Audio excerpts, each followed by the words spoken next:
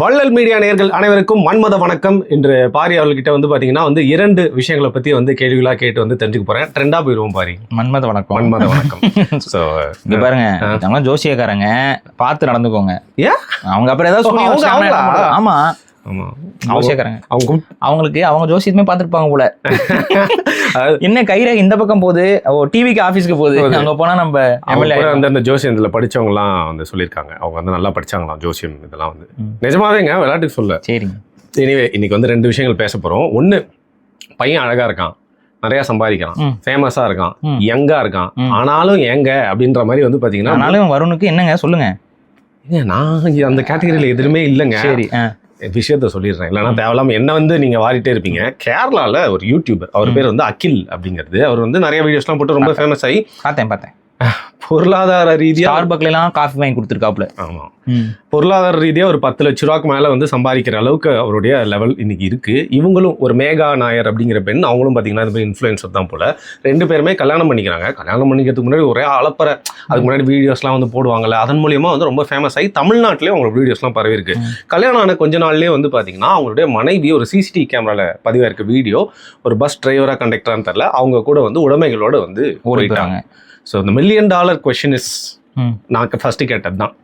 இளமையா இருக்காரு, அழகா இருக்காரு, ஃபேமஸா இருக்காரு, இவ்வளவு காசு வச்சிருக்காரு, அப்புறமும் ஏன் இது நடக்குது? One side of the story தான் உங்களுக்கு தெரியும்னா கூட இதை எப்படி எடுத்துக்கிறது அப்படிங்கிற மாதிரி.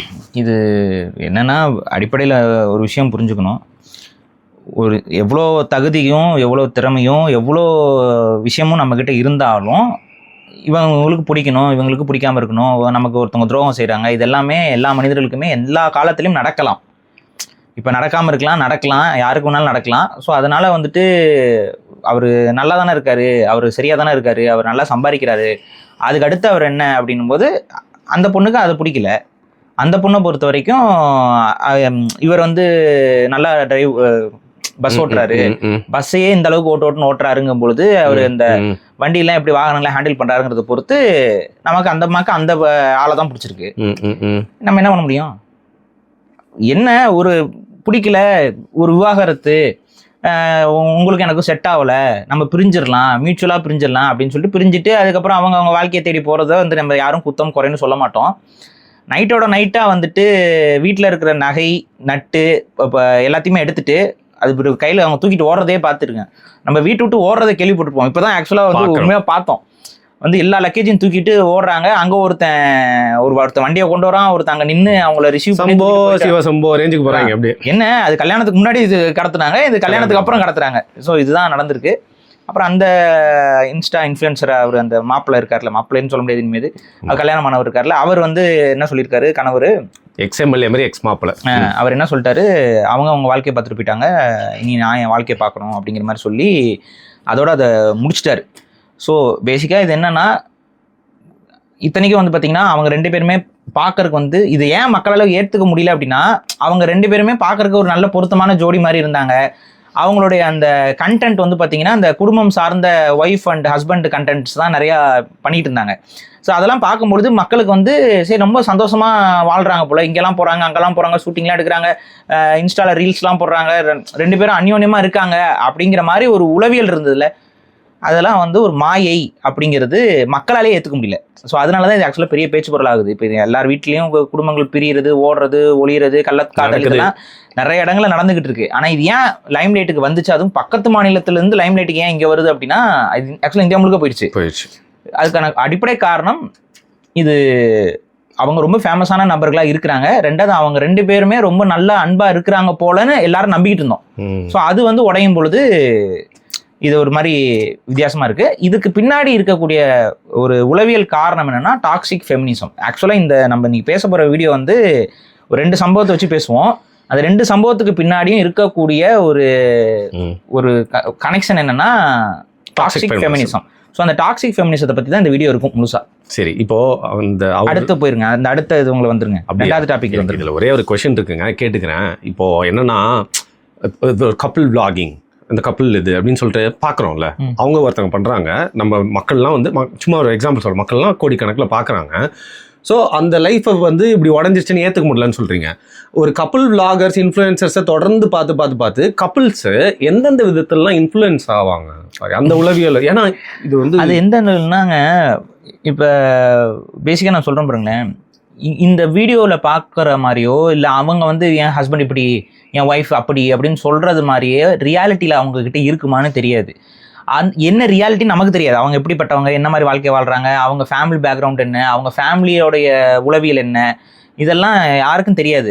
இந்தியாவிலேயே வந்து பார்த்திங்கன்னா நிறைய கலாச்சாரங்கள் இருக்குது, நிறைய பண்பாட்டு கூறுகள் இருக்குது. ஒவ்வொரு குடும்பமும் ஒவ்வொரு மாதிரியான நம்பிக்கையின் அடிப்படையில் கட்டமைக்கப்பட்டிருக்கும். கிறிஸ்துவ குடும்பம் ஒரு மாதிரி இருக்கும், இஸ்லாமிய குடும்பம் ஒரு மாதிரி இருக்கும், சைவ குடும்பம் ஒரு மாதிரி இருக்கும், வைணவ குடும்பம் ஒரு மாதிரி இருக்கும். ஓகேவா? இதில் வந்து இவ்வளோ வேரியேஷன்ஸ் இருக்குது. ஸோ அதனால் பிரச்சனைகளும் அந்தந்த குடும்பத்துக்கு தகுந்த மாதிரி தான் வரும். ஒரு குடும்பத்தில் வந்து பார்த்திங்கன்னா காலையில் எந்திரிச்சு விளக்கேற்றணும், 6 மணிக்கு விளக்கேற்றணும், 8 மணிக்கு விளக்கேற்றணும், காலையில் வந்து வீடு வாசல் பெருக்கி கோலம் போடணுங்கிறது ஒரு நாம்ஸாக இருக்கும், ஒரு ட்ரெடிஷ்னல் ஃபாலோவிங்காக இருக்கும். ஆனால் ஒரு முஸ்லீம் வீட்டில் அது இருக்காது, ஒரு கிறிஸ்டின் வீட்டில் அது இருக்காது. அப்போ இது மாதிரியான பிரச்சனைகள் வந்து ஒவ்வொரு குடும்பத்திற்கும் ஒவ்வொரு மாதிரி அந்த கட்டமைப்புகள் மாறும், இது பண்ணோம். இப்போ இதை வந்து நம்ம வந்து எல்லாரோடையும் நம்ம ரிலேட் பண்ணிக்கக்கூடாது. ஃபஸ்ட்டு இப்போ ஒருத்தவங்க 2 பேரும் சந்தோஷமா இருக்க மாதிரி காட்டிக்கிறாங்கன்னா அவங்க பேசுறது அவங்க பழகிறது தான் ஒரு ஸ்டாண்டர்ட் ஆஃப் லைஃப். இப்படி தான் நடந்துக்கணும். அவர் பாருங்க, அவர் வந்து பொண்டாட்டி என்ன தாங்குறாரு பாருங்க, அவங்க பாருங்க எவ்வளோ ஹெல்ப்பாக இருக்காரு பாருங்க அப்படின்னு இங்கே ஒரு கம்பேரிசன் கொடுத்து பார்த்தீங்களா நம்ம குடும்பங்களில். இது வந்து ஒரு பிரச்சனையாகத்தான் மாறும். ஏன்னா அவங்களுடைய உளவியல், அவங்களுடைய வாழ்க்கை வேற. சில பேர் வந்து பார்த்தீங்கன்னா நிறைய செலவு பண்ணுவாங்க, நிறைய டூர் ட்ராவல் போவாங்க. அங்கே பார்த்துட்டு அவங்களாம் பாருங்க எல்லா பக்கமும் போகிறாங்கன்னு. மேபி அவங்களுக்கு சேமிப்பு இல்லாமல் இருக்கலாம், இல்லை அவங்களோட வருவாய் வந்து ஒரு இன்னும் பெரிய அளவு இருக்கலாம், இல்லைன்னா அவங்க கண்டென்ட்டுக்காகவே வெளிநாட்டுக்கு சும்மா சுற்றுலா போயிட்டு அதை வீடியோ போட்டு பொழப்ப ஓட்டலாம்னு நினைக்கலாம். நமக்கு எதுவும் தெரியாது. அப்போ அங்கே பார்த்துட்டு அவங்களாம் பாருங்கள் வருஷத்துக்கு 4 முறை போகிறாங்க, நம்மளும் போகணும் அப்படின்னா முடியாது. அப்போ ஒவ்வொரு குடும்பம் ஒவ்வொரு மாதிரி, அவங்கள பார்த்து இன்ஃப்ளூயன்ஸ் ஆகக்கூடாது. ரெண்டாவது அவங்கள பார்த்து நம்ம ரிலேட்டே பண்ணிக்கக்கூடாது. ஸோ அவரை மாதிரி இருக்குது இவரை மாதிரி இருக்குது அப்படின்னு அதை பண்ணாதீங்க. அது வந்து பேக் ஃபயர் தான் ஆகும் நமக்கு. ஸோ அது வந்து இது ஒரு கிளாசிக்கல் எக்ஸாம்பிள் இந்த சம்பவத்தில்.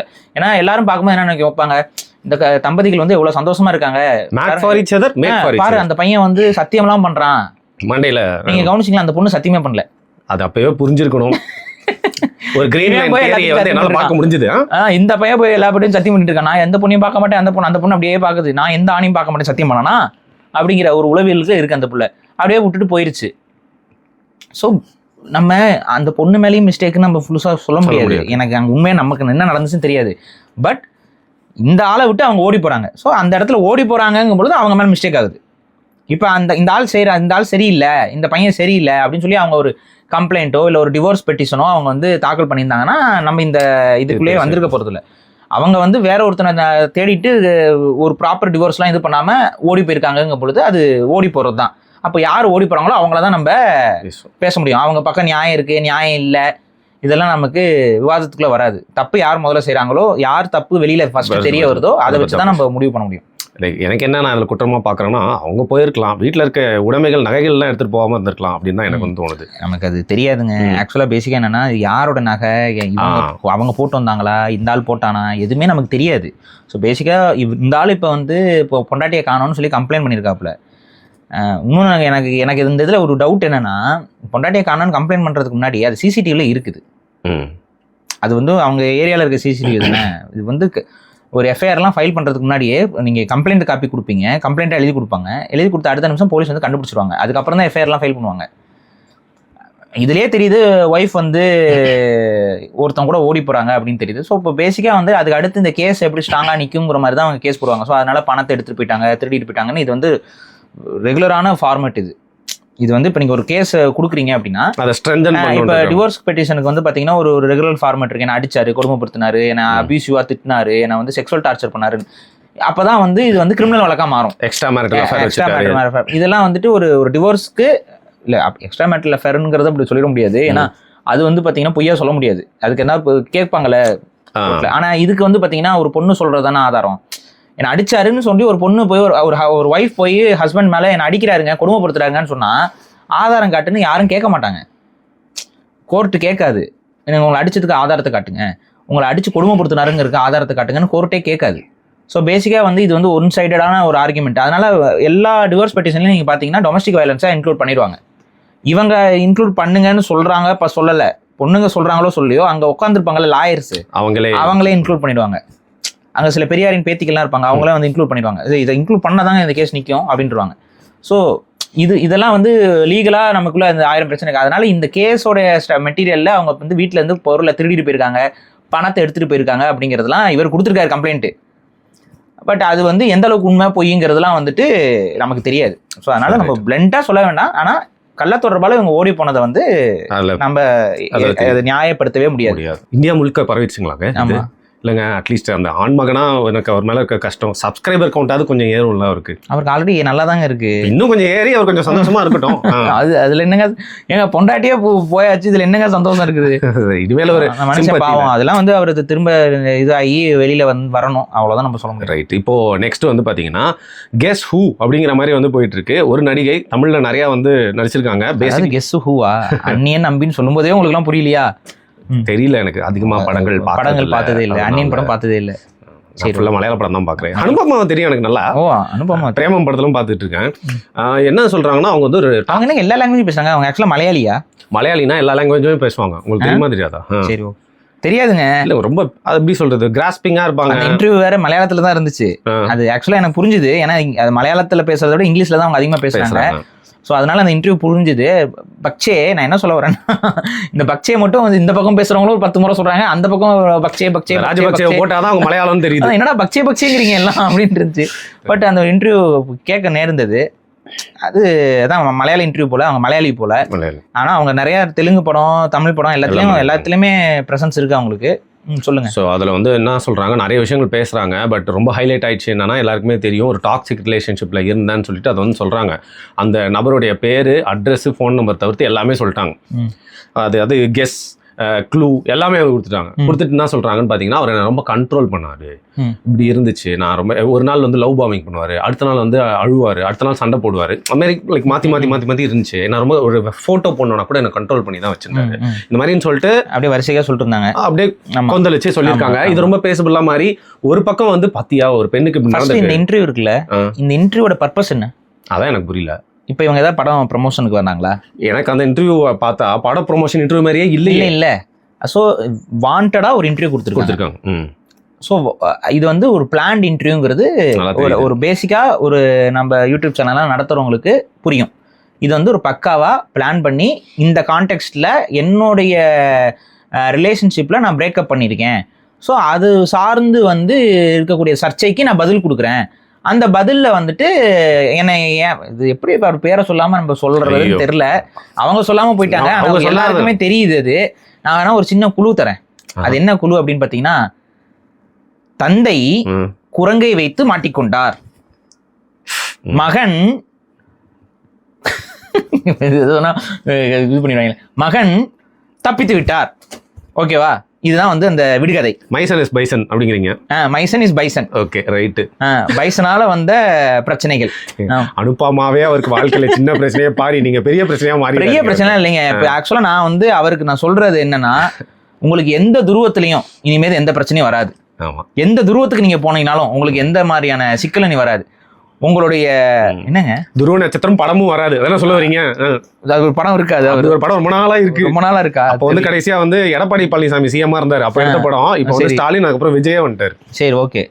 நான் என்ன சொல்றேன்னா, சிலருக்கு விற்கும், எல்லாருக்கும் துருவத்துல விற்கும்னு சொல்ல முடியாது. சரியா?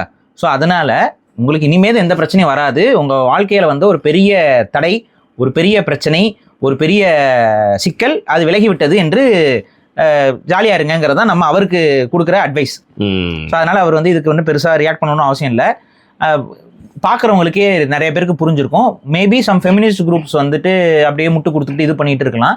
பட் இப்போ அதை உடைக்கிறதுக்கு தான் நம்ம இந்த காணொலியோட ஒரிஜினல் பர்பஸே என்னன்னு பார்த்தீங்கன்னா, இந்த டாக்ஸிக் ஃபெமினிசத்துக்கும் உண்மையான ஃபெமினிசத்துக்கும் இருக்க வேறுபாடை நம்ம பிரித்து காட்டுறதுக்கு தான் இந்த காணொலியே. இதில் என்னன்னா, முதல்ல பெண்ணியம்னா என்ன? பெண்ணியம் அப்படின்னா பெண்களுக்கு இல்லை பெண்கள் சார்ந்த இந்த உலகத்தில் வந்து பார்த்தீங்கன்னா ஆண்கள் இருக்காங்க, பெண்கள் இருக்காங்க. ஆண்களுடைய ஆதிக்கத்தில் உலகத்துடைய பல கட்டமைப்புகள் இங்கே உருவாக்கி வைக்கப்பட்டிருக்கு. அது பெண்கள் சார்ந்து பல இடங்கள்ல சிந்திக்காமல் இருக்கு. அப்போ பெண்களுடைய உரிமைகள் எந்தெந்த இடத்துல பிரச்சனைக்குள்ளாக்கப்படுகிறது, பெண்கள் வந்து சமத்துவத்தோட இந்த உலகத்தில் ஆண்களுக்கு இணையாக ஆண்களும் பெண்களும் சமமாக வாழ்றதுக்கான ஒரு ஈகோ சிஸ்டத்தை உருவாக்குவதற்கான ஒரு கருத்தியல் தான் ஃபெமினிசம். இந்த ஃபெமினிசம் தப்பா அப்படின்னு கேட்டால் தப்பே கிடையாது. புரியுதுங்களா? ஏன்னா பெண்கள் ஒரு சில இடங்களில் ஒடுக்கப்பட்டு இருக்கிறார்கள். அவர்களுக்கான மரியாதை, அவர்களுக்கான சமூக அந்தஸ்துங்கிறது மறுக்கப்பட்டிருக்கு. பல மதங்களில், பல இனங்களில், பல வாழ்வியல் சூழல்களில் அது வேறு நடந்திருக்கு. அதுக்கு சில காரணங்கள் இருந்தாலும் அது வந்து இனி இருக்கக்கூடாது. அப்போ அந்த சமத்துவத்தை நோக்கி எல்லாரும் சமமாக, எல்லாருக்கும் ஈக்குவலான ஆப்பர்ச்சுனிட்டிஸ் வரணும் அப்படின்னா பெண்களுக்கான சில முன்னுரிமைகள், பெண்களுக்கான அந்த இடத்தையும் ஸ்பேஸையும் கொடுக்க வேண்டிய புரிதலை ஆண்கள் வளர்த்துக்கணுங்கிறதுக்காக உருவாக்கப்பட்ட தத்துவம் தான் ஃபெமினிசம். ஆனால் இந்த ஃபெமினிசம் என்பது தவறானவர்கள் கைக்குள்ளே போய் அதோடைய கான்டெக்ஸ்ட் கொஞ்சம் கொஞ்சமாக மாறி மாறி மாறி இன்னைக்கு பல இடங்களில் அது டாக்ஸிக் ஃபெமினிசமாக மாறி நிற்கிது. ஒரு விஷ பெண்ணியமாக மாறி இருக்கிறது. அப்போ இந்த விஷ பெண்ணியம் அப்படின்னா என்ன அப்படின்னு பார்த்தீங்கன்னா, ஆண்கள் அவர்களுடைய உலகத்தில் வாழ்கிறது போலயே நாங்களும் வாழணும் அப்படிங்கிற ஒரு உளவியலை கொண்டு இருப்பது. இப்போ ஆண்கள் எப்படி வாழ்கிறாங்களோ அதே மாதிரி நாங்களும் வாழணும் அப்படிங்கிறது வந்து ஆக்சுவலாக ஃபெமினிசமாக வந்துடாது. காரணம் என்னென்னா, ஆண்களுடைய கட்டமைப்பு தவறுன்னு சொல்லிட்டு தான் பெண்கள் வந்து பேசவே தொடங்குனீங்க அந்த இடத்துல வருது. அப்போ ஆண்களுடைய செயலையே நாங்களும் செய்கிறது ஃபெமினிசம் அப்படின்னா அது அந்த ஒரு பேசிக் சென்ஸே உடஞ்சிரும். ஆண்கள் ஆதிக்கமாக பல இடங்களில் நடந்து கொள்கிறார்கள். அதில் மாற்று கருத்தே கிடையாது யாருக்கும். இங்கே நிறைய இடங்கள்ல, நிறையா விஷயங்கள்ல இப்போ ஒரு ஆணும் பெண்ணும் சண்டை போடுறாங்க. சண்டை போடும்போது ஒரு அளவுக்கு மேலே கோவம் வருது, ரெண்டு பேருக்கும் மாறி மாறி கோவம் வருது. ஒரு கோவத்தோட உச்சத்துக்கு போகும்போது ஒரு ஆண் மெஜாரிட்டி ஆஃப் த சிச்சுவேஷன் என்ன பண்ணுறான்? ஃபிசிக்கல் அபியூஸை கையில் எடுக்கிறான். தன்னோட ஃபிசிக்கல் ஸ்ட்ரென்த்தை வந்து அந்த பெண்கிட்ட காட்டி தன்னுடைய பாயிண்ட்டை வந்து ஸ்ட்ராங் பண்ணுவான். கரெக்டாக அடித்து பயப்படுத்துவான், இன்டிமிடேட் பண்ணுவான். இதானே பண்ணுறான். அப்போ அந்த இடத்துல ஆதிக்கம் இருக்கானா? இருக்கு. ஒரு பெண்ணை வந்து ஒரு ஆதிக்கம் செய்யக்கூடிய இடத்துல ஆண்கள் வந்து இருக்கிறார்கள். இவ்வாறு தான் இது வந்து நீங்கள் இல்லை மல்ல அப்படிலாம் பேசினாலும் இருக்குது. நிறைய இடங்களை நம்மளால் பார்க்க முடியுது, நிறைய குடும்பங்களை நம்மளால் பார்க்க முடியுது. அந்த ஆதிக்கம் செய்யக்கூடிய தன்மை என்பது ஆண்களிடம் இருக்குது. அது ஒரு சூழலில் அப்படி அமைஞ்சிருக்கு. இப்போ இந்த ஆதிக்கத்தை நானும் பண்ணுறது தான் ஃபெமினிசம்னு நீங்கள் நினச்சிங்கன்னா அது ரொம்ப முட்டாள்தனம். இது இன்னும் ஒரு இலகுவாக புரியணும் அப்படின்னா, கருப்பினத்தவர்கள் இருக்காங்க, வெள்ளை இனத்தவர்கள் இருக்காங்க. வெள்ளை இனத்தவர்கள் வந்து கருப்பினத்தவர்களை அடிமையாக வைத்து கொடுமைப்படுத்தினார்கள், அவர்களை ஆதிக்கம் செய்தார்கள். இப்போ கருப்பினத்தவர்கள் வந்து நீயும் நானும் ஈக்குவல்னு சொல்கிறது சரியான வாதம் இல்லை. நம்மளெல்லாம் இவங்க அடிமைப்படுத்துறாங்க, அதே போல் நம்ம இன்னைக்கு இவங்களை அடிமைப்படுத்துவோம்னு பேசியிருந்தா அது எந்த அளவுக்கு முட்டாள்தனமான ஒரு விஷயமோ, அந்த மாதிரி முட்டாள்தனமான எவ்வளோ ஒரு நச்சான ஒரு கருத்தோ அதே நச்சான கருத்து தான் இந்த டாக்ஸிக் ஃபெமினிசம். இதுக்கு இன்னொன்று செல்லமாக பேர் வைக்கிறது வந்து ஃபெமினாசி அப்படின்னு சொல்லுவாங்க. ஃபெமினிஸ்ட் வேற, ஃபெமினாசி வேற. ஏன்னா நாசிகள் என்ன சொல்லுவாங்க? நாங்கள் தான் உயர்ந்தவர்கள்னு சொல்லுவாங்க. அதே போல் பெண்கள் தான் உயர்ந்தவர்கள்னு பேசுறது தான் இந்த ஃபெமினாசி. பெண்களும் ஆண்களும் சமம்னு பேசுறது ஃபெமினிசம். பெண்கள் தான் உயர்ந்தவர்கள்னு தங்களை நிலைநாட்டிக் கொள்வது வந்து ஃபெமினாசி தத்துவம். இப்போ இந்த நடிகை இருக்காங்கல்ல, அந்த அனுப்பமா, அவங்க பேர் என்ன? அனுப்பமா. எனக்கு தெரிஞ்ச அவ்வளவுதான். அதுக்கு பின்னாடி எதா இருந்தா சரி, மக்கள் கீழே கமெண்ட் பண்ணுங்க. அந்த அனுப்பமாங்கிறவங்க இப்போ இந்த ஃபெமினாசி தத்துவத்தை தான் அவங்களோட வாழ்வியல்ல உருவாக்கி வச்சிருக்காங்க. சரி, இப்போ இதுல கருத்து வந்து பாத்தீங்கன்னா வந்து எனக்கும் ஆல்மோஸ்ட் ஒத்த கருத்தா இருந்தாலும் கேள்வி கேட்க வேண்டிய இடத்துல நான் கேட்கறேன். இந்த பர்டிகுலர் இன்டர்வியூல நீங்க டெவில்ஸ் அட்வொகேட்டாவே இதுல இருங்க இந்த முறை. ஏன்னா இப்ப மக்களுக்கு அந்த புரிதல் இன்னும் கொஞ்சம் நம்ம முயற்சி பண்ணோம். சரி, இப்போ ஒரு டாக்ஸிக் ரிலேஷன்ஷிப்ல இருந்திருக்காங்க, கண்ட்ரோல் இருந்திருக்கு, அதை பற்றி வந்து எக்ஸ்போஸ் பண்ணக்கூடாது அப்படின்னா என்ன அர்த்தம்? இப்போ மேபி அந்த பையன் வந்து இதில் நடிகர் வந்து ஒரு பேக்ரவுண்ட் உள்ளவராக இருக்கலாம், அதனால உங்களால் ஏற்று போராடாமல் முடியாத ஒரு சூழ்நிலை இருக்கலாம். அப்படி இருக்கிறப்போ அவங்களோட சேஃப் ஸ்பேஸ் அப்படின்னு நினைக்கிற இடத்துல ஒரு இன்டர்வியூவாக வச்சு இதை வெளிப்படுத்தினா அட்லீஸ்ட் வந்து பார்த்தீங்கன்னா இன்னொரு பொண்ணு பாதிக்கப்பட மாட்டா, எனக்கு நடந்த அநியாயத்துக்கு இது வந்து ஒரு வெண்டா இருக்குது அப்படின்னு நினச்சாங்கன்னா அதில் என்ன தப்பாக இருக்குது? என்ன ஃபெமினாசி இதில் இன்டர்வியூவில் பார்த்தீங்க? இங்கே ஆக்சுவலாக என்னென்னா, இப்போ இவங்க ரெண்டு பேருமே ரிலேஷன்ஷிப்பில் இருக்காங்கங்கிறத பப்ளிக் பண்ணாங்களா? இல்லை. ரெண்டு பேருமே ரிலேஷன்ஷிப்பில் இருக்காங்கங்கிறதே அஃபிஷியலாக இல்லை, எங்கேயுமே பதிவு பண்ணல. அப்போ பிரேக்கப் மட்டும் ஏன் அஃபிஷியல் பண்ணீங்க? இவ்வளோதான் கேள்வி. அதை ஏன் அஃபிஷியல் பண்ணலை? இது கேள்வி. அப்போ ஒன்றா நீங்கள் நானும் அவரும் ரிலேஷன்ஷிப்பில் இருக்கிறோம் அப்படிங்கிறத நீங்கள் அஃபிஷியல் பண்ணியிருக்கணும். அந்த அஃபிஷியலாக நீங்கள் ரிலேஷனை எங்ககிட்டலாம் சொல்லிவிட்டு அதுக்கப்புறம் நீங்கள் ரெண்டு பேரும் பிரியிறீங்க அப்படின்னா இது எங்கே சரி ஓகே நம்மகிட்ட சொன்னாங்கப்பா, அதுக்கப்புறம் ஏதோ அவங்களுக்குள்ள பிரச்சனை பிரிகிறாங்கப்பான்னு நாங்கள் எதாவது கேட்கறதுல ஒரு நியாயம் இருக்குது. நீங்கள் எங்ககிட்ட சொல்லிட்டுங்களா சேர்ந்தீங்க? நீங்கள் சேர்ந்ததும் எங்களுக்கு தெரியாது.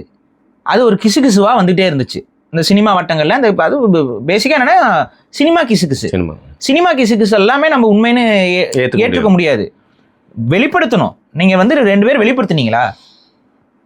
இப்போ நாங்கள் 2 பேரும் ஒன்றா ஒரு ஹோட்டலுக்கு போனோம், நாங்கள் 2 பேரும் ஒன்றா சாப்பிட போனோம், நாங்கள் 2 பேரும் ஒன்றா பர்ச்சேஸ்க்கு போனோம், நாங்கள் 2 பேரும் ஒன்றா இதுக்கு வந்தோம்னா இதெல்லாம் வச்சுட்டு நாங்கள் முடிவு பண்ண முடியாதுடா.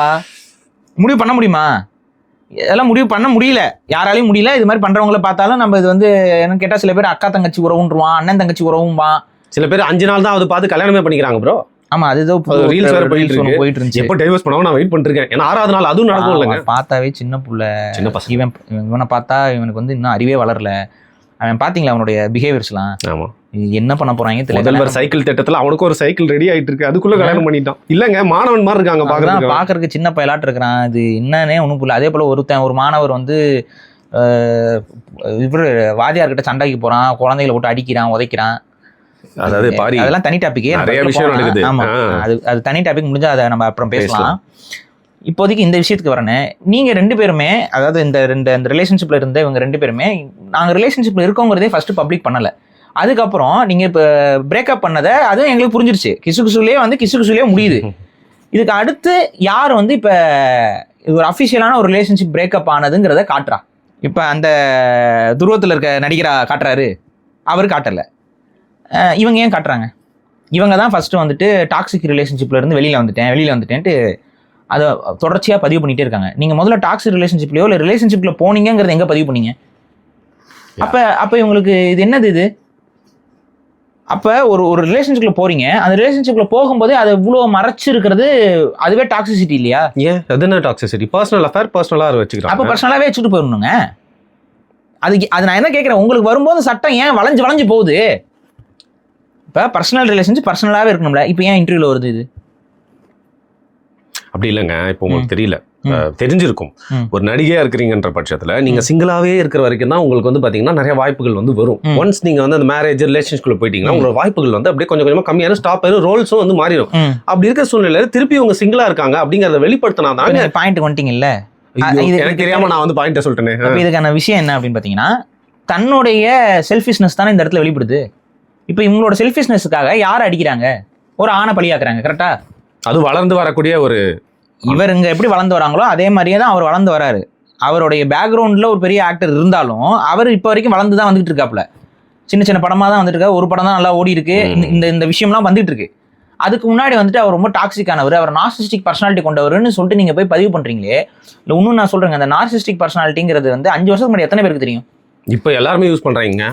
5 வருஷத்துக்கு முன்னாடி நார்சிசிசம் அப்படின்னா ஒரு விஷயம் இருக்குங்கிறது யாருக்கு தெரியும்? இப்போ நார்சிசிசம் கூப்பிட்டா 10 பேர் திரும்புறாங்க. அதாவது இது என்னன்னா, நார்சிஸ்ட் அப்படிங்கிறது வந்து ஈஸியா எல்லார் மேலேயும் பொருத்திட்டு போயிடலாம், யார் மேலே வேணாலும் பொருத்திடலாம். இப்போ உங்க ஸ்டாண்ட் எடுத்து நீங்க பேசிட்டு இருக்கீங்கன்னா, உங்க ஸ்டாண்ட் எடுத்து நீங்க பேசாம யார் பேசுவா? இப்போ நீங்க ஒன்றும் இல்லைங்க வரும், இப்போ நமக்குள்ள ஏதோ பிரச்சனை வருது, இப்போ நீங்க வந்துட்டு உங்களுக்கு சார்பா ஒரு விஷயத்த என்கிட்ட சொல்றீங்க, நீங்க நார்சிஸ்டிக்கா இருக்கீங்க வரும்னு சொன்னா இது என்ன ஆகும்? ஏங்க நார்சிஸ்டிக்? நீங்க உங்களை பத்தியே யோசிக்கிறீங்க, உங்களை பத்தியே பேசுறீங்க. ஏன் எல்லாரும் அவனை பத்தி தான் யோசிப்பான். ப்ரையாரிட்டி கம்ஸ் ஃபர்ஸ்ட்ல. நம்மளோட ப்ரையாரிட்டிஸ் ஃபர்ஸ்ட் வருவான். இது எந்த மனிதன் வந்து வைக்காம இருப்பான்? அப்படியே எல்லாரும் எல்லாம் வந்து புத்தர், இந்த அம்மா வந்து புத்தர், இவங்க அப்பா வந்து இயேசுநாதர். என்னையா அது? எல்லா மனுஷனும் என்ன பண்ணுவானா, தான் பாயிண்ட் ஆஃப் வியூல இருந்து தான் ஒரு கருத்தை சொல்லுவாங்க. இதுதான் இயற்கை. இப்போ இங்க என்ன பண்றாங்கன்னா, இதுக்கு ஒரு டெர்மினாலஜி வைக்கிறாங்க. ஆக்சுவலா நார்சிஸ்டிக் பர்சனாலிட்டி டிஸார்டருக்கும் இதுக்கு உங்களுக்கு சொல்றதுக்கு சம்மந்தமே இல்லை. நார்சிசம் அப்படின்னா என்னன்னா, ஒருவன் தன்னை பற்றி மட்டுமே நினைத்து கொண்டு அடுத்தவர்களுக்கு தீங்கு செஞ்சுக்கிட்டு இருந்தா, புரியுதா? தனக்கு வந்து இப்ப வந்து அந்த பாய்ஸ்ல வந்து இவன் வருவான்ல, ஹோம்லேண்டர். இப்ப ஹோம்லேண்டரை ஒரு நார்சிஸ்ட் அப்படின்னு சொன்னீங்கன்னா, ஆமா, அவன் என்ன பண்ணுவான்னு பாத்தீங்கன்னா, தன்னுடைய ஆதிக்கத்தை நிலைநாட்டுறதுக்கு எல்லாரையும் கொடுமைப்படுத்துவான், அவனுடைய பலத்தை பயன்படுத்தி எல்லாரையும் நாசம் பண்ணுவான், தன்னை மீறி எதுவுமே இல்லாம பாத்துக்குவான். இந்த மாதிரி பிஹேவியர்ஸ் ஒருத்தர்கிட்ட ரிப்பீட்டடா வந்துகிட்டு இருக்குன்னா அவரை நார்சிஸ்டிக் பர்சனாலிட்டி டிஸார்டர்னு சொல்லலாம். இல்லைங்க, அவர் கொஞ்சம் அவர் பத்தியே யோசிக்கிறாரு அப்படின்னா அது எல்லாருமே நார்சிஸ்டிக் பர்சனாலிட்டி. சும்மா எவன் மேல வேணாலும் போட்டுறது. இதை அது பசங்க மேல ரொம்ப போடுறாங்க ஈஸியா. நான் தான் சொல்றேன்ல, உங்களுக்குன்னு ஒரு ஐடியாலஜி இருக்கு, உங்களுக்குன்னு ஒரு கருத்தியல் இருக்கு, உங்களுக்குன்னு ஒரு செயல்பாடு இருக்கு, உங்களுக்குன்னு ஒரு விஷன் இருக்குன்னா உங்களை நார்சிஸ்டிக் ஈஸியா வச்சுட்டு போயிடலாம். அது பொருந்திருவாங்க. ஸோ எல்லாரும், நானும் பாக்குறேன், எல்லா பெண்களும் இப்ப வந்து ரொம்ப சுலபமா இந்த வார்த்தையை கத்து வச்சுக்கிட்டாங்க. இந்த வார்த்தை 5 வருஷத்துக்கு முன்னாடி அவனுக்கும் தெரியாது. இப்போ இந்த ஒரு வார்த்தையை கத்து வச்சுக்கிட்டு இதை எல்லாத்துக்கிட்டும் பொறுத்துறது. அப்ப இதெல்லாம் வந்து ரொம்ப அபத்தங்க. முதல்ல நீங்க 2 பேரும் ரிலேஷன்ஷிப்ல இருந்தீங்கிற விஷயத்தையே பப்ளிக் படுத்தல. அப்ப பப்ளிக்கே படுத்தாத ஒரு ரிலேஷன்ஷிப்ல உங்களுக்குள்ள பிரேக்கப் ஆச்சுன்னா மூடிக்கிட்டு தான் போயிருக்கணும் 2 பேரும். நீங்க மூடிக்கிட்டு தான் இருந்தீங்க, மூடிக்கிட்டு இருந்த விஷயம் மூடிக்கிட்டே தானே இருந்திருக்கணும். அது அப்புறம் என்ன, பிரேக்கப் பண்ணதுக்கு அப்புறம் மட்டும் அவர் நார்சிஸ்ட், அவர் சரியில்லை, அப்போ வாண்டடா ஒரு வீடியோ. இப்போ இது வந்து ஒரு வேற ஏதோ ஒரு விஷயத்துல பேசும்போது அவங்களுக்குள்ள ஒரு விஷயம் வருது போகுதுன்னா பரவாயில்ல. இவங்க என்ன பண்றாங்கன்னா ஃபர்ஸ்டே போஸ்ட் போடுறாங்க. யாராவது கேட்டாங்களா? நீங்களே கொஞ்ச நாளைக்கு அவங்க அவாய்ட் பண்ணிருந்தீங்கன்னா எப்படி இந்த கிசு உருவாச்சோ அப்படியே அந்த கிசு முடிஞ்சிடும். ஆனா வாண்டடா வந்துட்டு நான் வந்து வெளியில வந்துட்டு இந்த ரிலேஷன்ஷிப்ல இருந்து அப்படின்னா என்னன்னா, நான் இப்ப சிங்கிள் ஆயிட்டேன், இனிமேல் என்னை வந்து அவரோட அசோசியேட் பண்ணி யாரும் யோசிக்க வேண்டாம், எனக்கு சான்ஸ் கொடுங்க.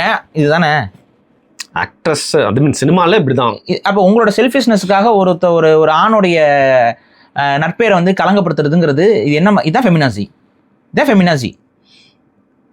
தனக்குன்னா என்ன வேணாலும் பண்ணலாம், தானா என்ன வேணாலும் பண்ணலாம். அது அப்படியே உட்காந்துட்டு அப்புறம் அப்படியே சரி அந்த மாதிரி போஸ்ட் போட்டிங்க. அப்பவே எல்லாரும் போட்டு அவரை கேள்வி கேட்டுட்டு இருந்தாங்க. எல்லாரும் போட்டு அடிக்க வெளிப்படையாக சொன்னா உடனே இப்போ டாக்ஸிக்ன்ட்டு உடனே என்ன பண்ணாங்கன்னா அதை அப்பவே அவங்க வெளிப்படுத்துறாங்க. எப்படின்னா, நாங்கள் 2 பேர் பிரிஞ்சிட்டோம்னு சொல்றதும் கூட வேறங்க. நான் இப்போ சிங்கிள் தான், நான் ரிலேஷன்ஷிப்லேருந்து வெளியில் வந்துட்டேன், இது வரைக்கும் கரெக்டுங்க. அது வரைக்கும் அவங்களுக்கு எல்லா ரைட்ஸ் இருக்குது. ஆனால் ஃபோட்டோ போடுறத கூட அவர் கண்ட்ரோல் பண்ணாரு அப்படின்னு சொல்லி அப்போவே போஸ்ட்லேயே போட்டாங்க.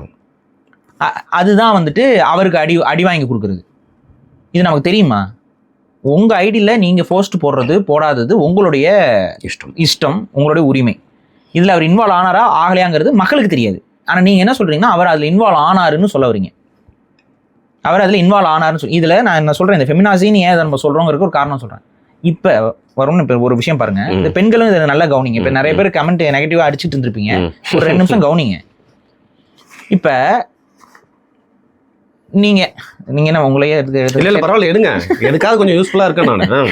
இப்போ ஒரு இருக்கிறீங்க நீங்க வந்துட்டு இப்போ நீங்க ஸ்டுடியோக்கு வர மாதிரி வந்துட்டு அப்படியே கீழே வந்து ஒரு டவுசர் மட்டும் மாட்டிட்டு எதுவுமே போடாமலாங்க, ஒரு டவுசர் தானே போட்டோம். இதுல அதாங்க ஒரு டவுசரை மட்டும் மாட்டிக்கிட்டு ஒரு அவுட்டிங்க்கு உங்க கல்யாணம் பண்ணிக்க போற பொண்ணு கூப்பிடுறாங்கன்னு சொல்லிட்டு நீங்க போறீங்கன்னு வைங்க. அந்த பொண்ணு என்ன சொல்லும்?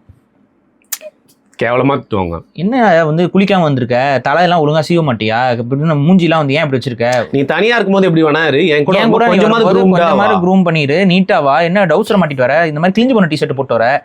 இத பெண்கள் அப்படியே சொல்லிட்டீங்களே என்ன பத்தி அப்படியே எல்லாம் சொல்றீங்க. நான் பொதுவா சொல்றேங்க, நான் அதுதான் சொல்றேன், யாரை எடுத்துக்காட்டு காட்டலாம், நீங்க தான் எடுத்து. சோ கிழிஞ்ச டிஷர்ட் போட்டு வரேன்னு சொல்லி பெண்கள் கேட்பீங்களா கேட்க மாட்டீங்களா? ஏன்னா நான் சின்ன வயசுல இருந்து பாக்குறேன், எங்க அம்மா எங்க அப்பா எப்படி ட்ரெஸ் பண்ணணும்னு எங்க அம்மா தீர்மானிப்பாங்க.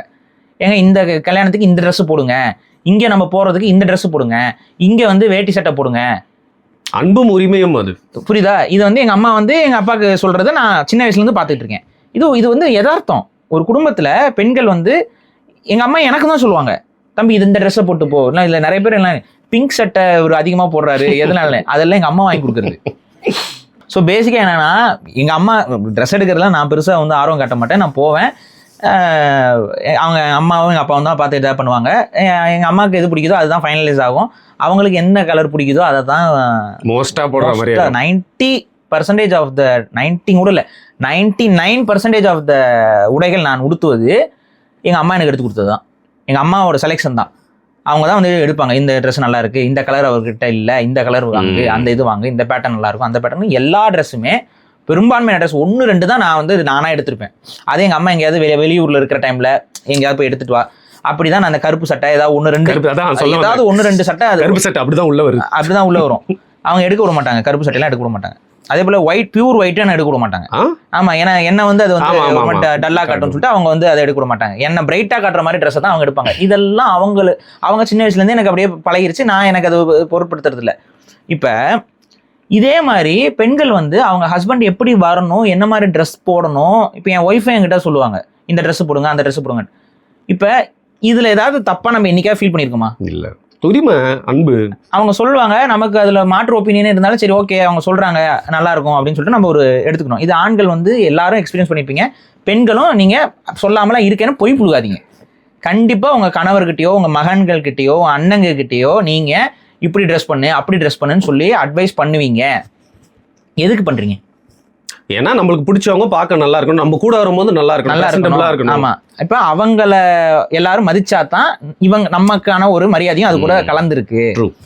இப்ப இதை வந்து ஆண்களை நீங்க இந்த மாதிரி பண்ணும் பொழுது, இப்ப அவன் வந்து இல்ல நான் வந்து அந்த போக்கிரி படமா ஏதோ ஒரு படத்துல அந்த விஜய் வந்து ஒரு சட்டை கையில கர்ச்சீஃப் எல்லாம் கட்டிட்டு அப்படி ஒரு டான்ஸ் ஆடிட்டு போற, அந்த மாதிரி பாட்டுக்கு ஆடிட்டு அது விஜய்க்குனாச்சும் பரவாயில்ல இருந்துச்சு. இப்பதான் அந்த தெலுங்கு வெர்ஷன்ல ஒருத்தர் பண்ணிருக்காரு, அதை நான் பார்த்தேன். மகேஷ் பாபு அது எப்ப நடிப்பீங்க? படம் முடிஞ்சோன்னு நடிப்பேன். ஏன்டா சிரிக்கிற நான் முறைக்கிறேன், ஏன்டா முறைக்கல அவரே போட்டு ஓடிட்டு இருக்கேன். ஸோ அந்த மாதிரி ட்ரெஸ்ஸை போட்டு தான் நான் போவேன்னு ஒரு ஆள் சொன்னா, அடுத்து ஒய்ஃபோ இல்லை தங்கச்சியோ அண்ணா என்ன சொல்லுவாங்க? அடுத்து பைத்தியமாடா நீ, லூஸ் மாதிரி பண்ற, ஒழுங்கா ட்ரெஸ் போட்டு போனா நல்லதுக்கு தானே சொல்றோம், சொல்லுவாங்களா மாட்டாங்களா? பிளஸ் கம்பேர் வேற பண்ணி திட்டுவாங்க, அவன் பாரு எப்படி போட்டு வந்திருக்கான், நீ இப்படி போட்டு தான் டீசென்சி. இதெல்லாம் வந்து ஆண்களுக்கு அட்வைஸ் கொடுக்குறீங்க, இதெல்லாம் நாங்க ஏத்துக்கிறோம். இதை யாரும் வந்து இதுக்கெல்லாம் இரிட்டேட் ஆகுது இல்லை. ஆக்சுவலா நீங்க இந்த மாதிரி அட்வைஸ் கொடுக்கும்போது எங்களுக்கு வந்து குழுகுலும் தான் இருக்கும். பரவாயில்லையே, நம்ம அக்கறை எடுக்கிறதுக்கு இப்ப நமக்கு அம்மா இருக்கிறாங்க, ஒய்ஃப் இருக்கிறாங்க, தங்கச்சி இருக்கிறாங்க ஒரு சிந்தனை தான் எல்லா ஆண்களுக்கும் இது வரைக்கும் வந்திருக்கு. இப்ப இந்த இடத்துல அப்படியே ஜெண்டர் இப்ப ரிவர்ஸ் பண்ணுங்க. இப்ப இந்த நடிகை என்ன சொல்றாங்கன்னா, ஸ்லீவ்லெஸ் போட்டு போனா வெயில் அடிக்கும், ஸ்லீவ்லெஸ் போடாத அப்படின்னு போறோம்.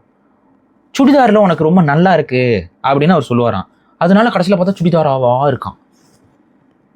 அவருக்கு இவங்க இந்த ட்ரெஸ்ஸை போட்டால் நல்லா இருக்குன்னு அவருக்கு ஒரு ஃபீலிங் இருக்கு, அதை அவர் சொல்றாரு. இதில் என்ன நெகட்டிவ் இவங்க வந்துட்டாங்க? என்ன நெகட்டிவே இவங்க பார்த்துட்டாங்க? அதை என்ன சுடிதாரையே போட வச்சுக்கிட்டு இருக்காரு, அவருக்கு அது சுடிதார் போட்டால் நல்லா இருக்குங்கிற ஒப்பீனியன் அவர் சொல்றாரு. இப்போ இல்லை நான் சுடிதார் போட மாட்டேன் அப்படின்னு சொல்லி நீங்கள் வேற ஏதாவது போடும்பொழுது அவர் வேற மாதிரி ரியாக்ட் பண்ணியிருந்தாருன்னா, நீங்கள் சொல்கிறதுல இல்லை வேறு ட்ரெஸ் போட்டால் அவருக்கு பிடிக்கல. இதில் ஒன்று நான் சொல்கிறேன், ஒரு ரிலேஷன்ஷிப்பில் இருக்குன்னா நீங்கள் வேறு ட்ரெஸ் போட்டால் அவருக்கு பிடிக்கலன்னா அதை வெளிப்படுத்துகிற உரிமை அவருக்கு இருக்கு. நீங்கள் இல்லைன்னா பேசுனீங்கன்னா அங்கே தான் நீங்கள் ஃபெமினாசியாக இருக்கேன்னு அர்த்தம். பெண்களுக்கு நான் சொல்கிறேன், அந்த உரிமை உங்களுக்கு இல்லைன்னு நீங்கள் நினச்சிங்கன்னா நீ ஃபெமினாசி, நீ ஃபெமினிஸ்ட் கிடையாது, நீ ஃபெமினாசி. ஏன்னா ஆண்கள் எந்த ட்ரெஸ் போடணுங்கிறத முடிவெடுக்கக்கூடிய உரிமை அவங்களோட லவ்வுக்கோ அவங்க அம்மாவுக்கோ இவங்களுக்கோ அவங்க அந்த ஒப்பீனியன் சொல்கிறதுக்கு அவங்க இருக்கு. அந்த ஒப்பீனியன் சொல்லுவாங்க, அதே போல பசங்களும் சொல்லுவாங்க. ஆனா டெய்லி சொல்லிட்டே இருந்தா அது கண்ட்ரோலிங்கா தானே ஃபீல் ஆகும். இதுங்க நான் தான் சொல்றேன். இப்போ இங்க பிரச்சனை என்னன்னா, இப்ப நம்ம அசிங்கமா ட்ரெஸ் போட்டு போகும்போது வருண் டவுசர் போட்டிருக்கீங்க வருண் அப்படின்னு எத்தனை பொண்ணு குனிஞ்சு பார்ப்பாங்க உங்களை? என்னங்க இது சொல்லுங்க. இல்ல பார்க்க மாட்டாங்க, யாருமே பார்க்க மாட்டாங்க. மேக்ஸிமம் நீங்க அப்படி போனீங்கன்னா என்ன பண்ணுவாங்க? நாய் வேணா துரத்தும். இல்ல நீங்க நாய் துரத்தும் அதெல்லாம் ரெண்டாவதுங்க. மேக்ஸிமம் நீங்க அந்த மாதிரி ட்ரெஸ் போட்டு போனா பெண்கள் என்ன பண்ணுவாங்க? அடுத்த பெண்கள் என்ன பண்ணுவாங்க? மதிக்கவே மாட்டாங்க, திரும்பி கூட பார்க்க மாட்டாங்க. ஸோ எந்த பிரச்சனையும் உங்களுக்கு இல்லை, கரெக்டா? உங்க கூட வர பொண்ணுக்கும் இல்லை. ஆக்சுவலா எந்த பிரச்சனையும் யாரும் வந்து அப்படியே கீழே மேலேயும் பார்க்க மாட்டாங்க, கரெக்டா? இதான விஷயம். இப்போ ஒரு பொண்ணு அரையும் குறையமா ட்ரெஸ் போட்டு போச்சுன்னா இந்த உலகத்துல எப்படி பார்ப்பாங்க? ஒரு 2 பேர் வேணும்னே ஃபில்லாடியே ஃபாலோ பண்ணுவான். நடந்து போயிட்டு இருக்கும்போது ஒரு 2 பேர் போட்டோ எடுப்பான். நடக்குதா இல்லையா? இதெல்லாம் பெண்களுக்கு நடக்குதா இல்லையா? இன்னும் சில பேர் இருக்காங்க, அவங்க வீட்டு பொங்கலை மட்டும் ஃபுல்லா மூடிப்பாங்க, மற்ற எல்லா பெண்களும் பார்ப்பாங்க, எல்லா ரக ஆண்களும் பார்ப்பாங்க. அதாங்க ஆண்கள் பார்க்குறாங்களா இல்லையா? இந்த பிரச்சனை இருக்கா இல்லையா? அப்ப இந்த இடத்துல உங்க தங்கச்சியோ உங்க அம்மாவையோ இல்லை உங்களுடைய ஒய்ஃபையோ நீங்கள் வெளியில் கூட்டு போகும்போது அவங்க அரையும் குறையமாலாம் இல்லைங்க, சரி விடுங்க, அவங்க முழுசாவே கவர் பண்ணிட்டு வராங்க. இப்போ உங்க தங்கச்சியை வெளியில் கூட்டு போறீங்க, முழுசா கவர் பண்ணிட்டு வராங்க. எவனோ ஒருத்தன் ஒரு மாதிரி குறுகுறுன்னு பார்க்குறான் உங்க தங்கச்சியை, கோவம் வருது. இப்போ உங்களுக்கு கோவம் வருது இல்லை, நீங்க என்ன பண்ணுவீங்க? அடுத்து அவன் திருப்பி முறைப்பான். இப்போ அவன் வந்து உங்களை முறைக்கிறான், நீங்களும் அவனை முறைக்க, அடுத்து இங்கே என்ன ஆகும்? சண்டை தான் ஆகும். சண்டையில் என்ன பண்ணுவீங்க? கை கலப்புல என்ன பண்ணுவீங்க? மூக்கு வச்சிருவான். அவன் கத்தி எடுத்து குத்துறான் உங்களை, அடுத்து நீங்க என்ன பண்ணுவீங்க? அப்ப நம்ம மூக்கு கிடைக்கிறத பத்தி கொஞ்சம் யோசிக்கணும். இல்ல அந்த மாதிரி கொலை கூட ஆகலாம் இந்த சிச்சுவேஷன்ஸ்ல. ஆண்களுக்குள்ள சண்டை ஏற்படும் போது அது எங்க போய் முடியும்னே சொல்ல முடியாது. டக்குன்னு செங்கல் எடுத்து அடிப்பான், டக்குன்னு கட்டை எடுத்து அடிப்பான், பிரச்சனை எங்க வேணாலும் போய் நிற்கும். பிரதர் இதே நம்மளுக்கு உண்டான சண்டைனா நம்ம வந்து ஒரு மாதிரி போயிடும். ஆமா, நம்ம கூட இருக்கிற ஒரு பொண்ணு தங்கச்சி ஆமாம்னா பிரச்சனை. தங்கச்சியா இருந்தாலும் சரி, லவ்வரா இருந்தாலும் சரி, அம்மாவா இருந்தாலும் சரி, ஒரு ஆணுக்கு கோவங்க வருதா வரலையா? இப்ப இந்த மாதிரி சிச்சுவேஷனை அவாய்ட் பண்ணணும்னு ஒவ்வொரு ஆண் மகனும் நினைப்பானா? நினைக்க மாட்டான். அவாய்ட் பண்ணணும், இந்த சிச்சுவேஷனை அவாய்ட் பண்ணணும். இதுக்குள்ள போய் நான் ஹீரோயிசம்லாம் காட்டணும்ல, அவாய்ட் பண்ணணும். அப்ப பேசிக்கா பசங்களுக்கு இருக்கிற மென்டாலிட்டியை ஏன் பெண்கள் புரிஞ்சுக்க மாட்டேங்கிறீங்க? நீங்க கவர்ச்சியா போட்டு வரு, அழகா போட்டு வருது, இங்க எந்த ஆணுக்கும் பிரச்சனை இல்லை. ஆக்சுவலா அது கர்வம். பாரு இவ்வளவு அழகான பொண்ணு என் கூட வரா பாருங்கிறது ஒவ்வொரு ஆணுக்கும் கர்வமா தான் இருக்கும்.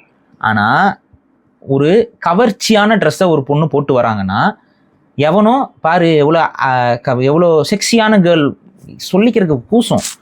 என் தங்கச்சி அழகா இருப்பா அப்படின்னு ஒரு அண்ணனால சொல்ல முடியும். என் தங்கச்சி செக்ஸியா இருப்பான்னு ஒரு அண்ணனால சொல்ல முடியுமா?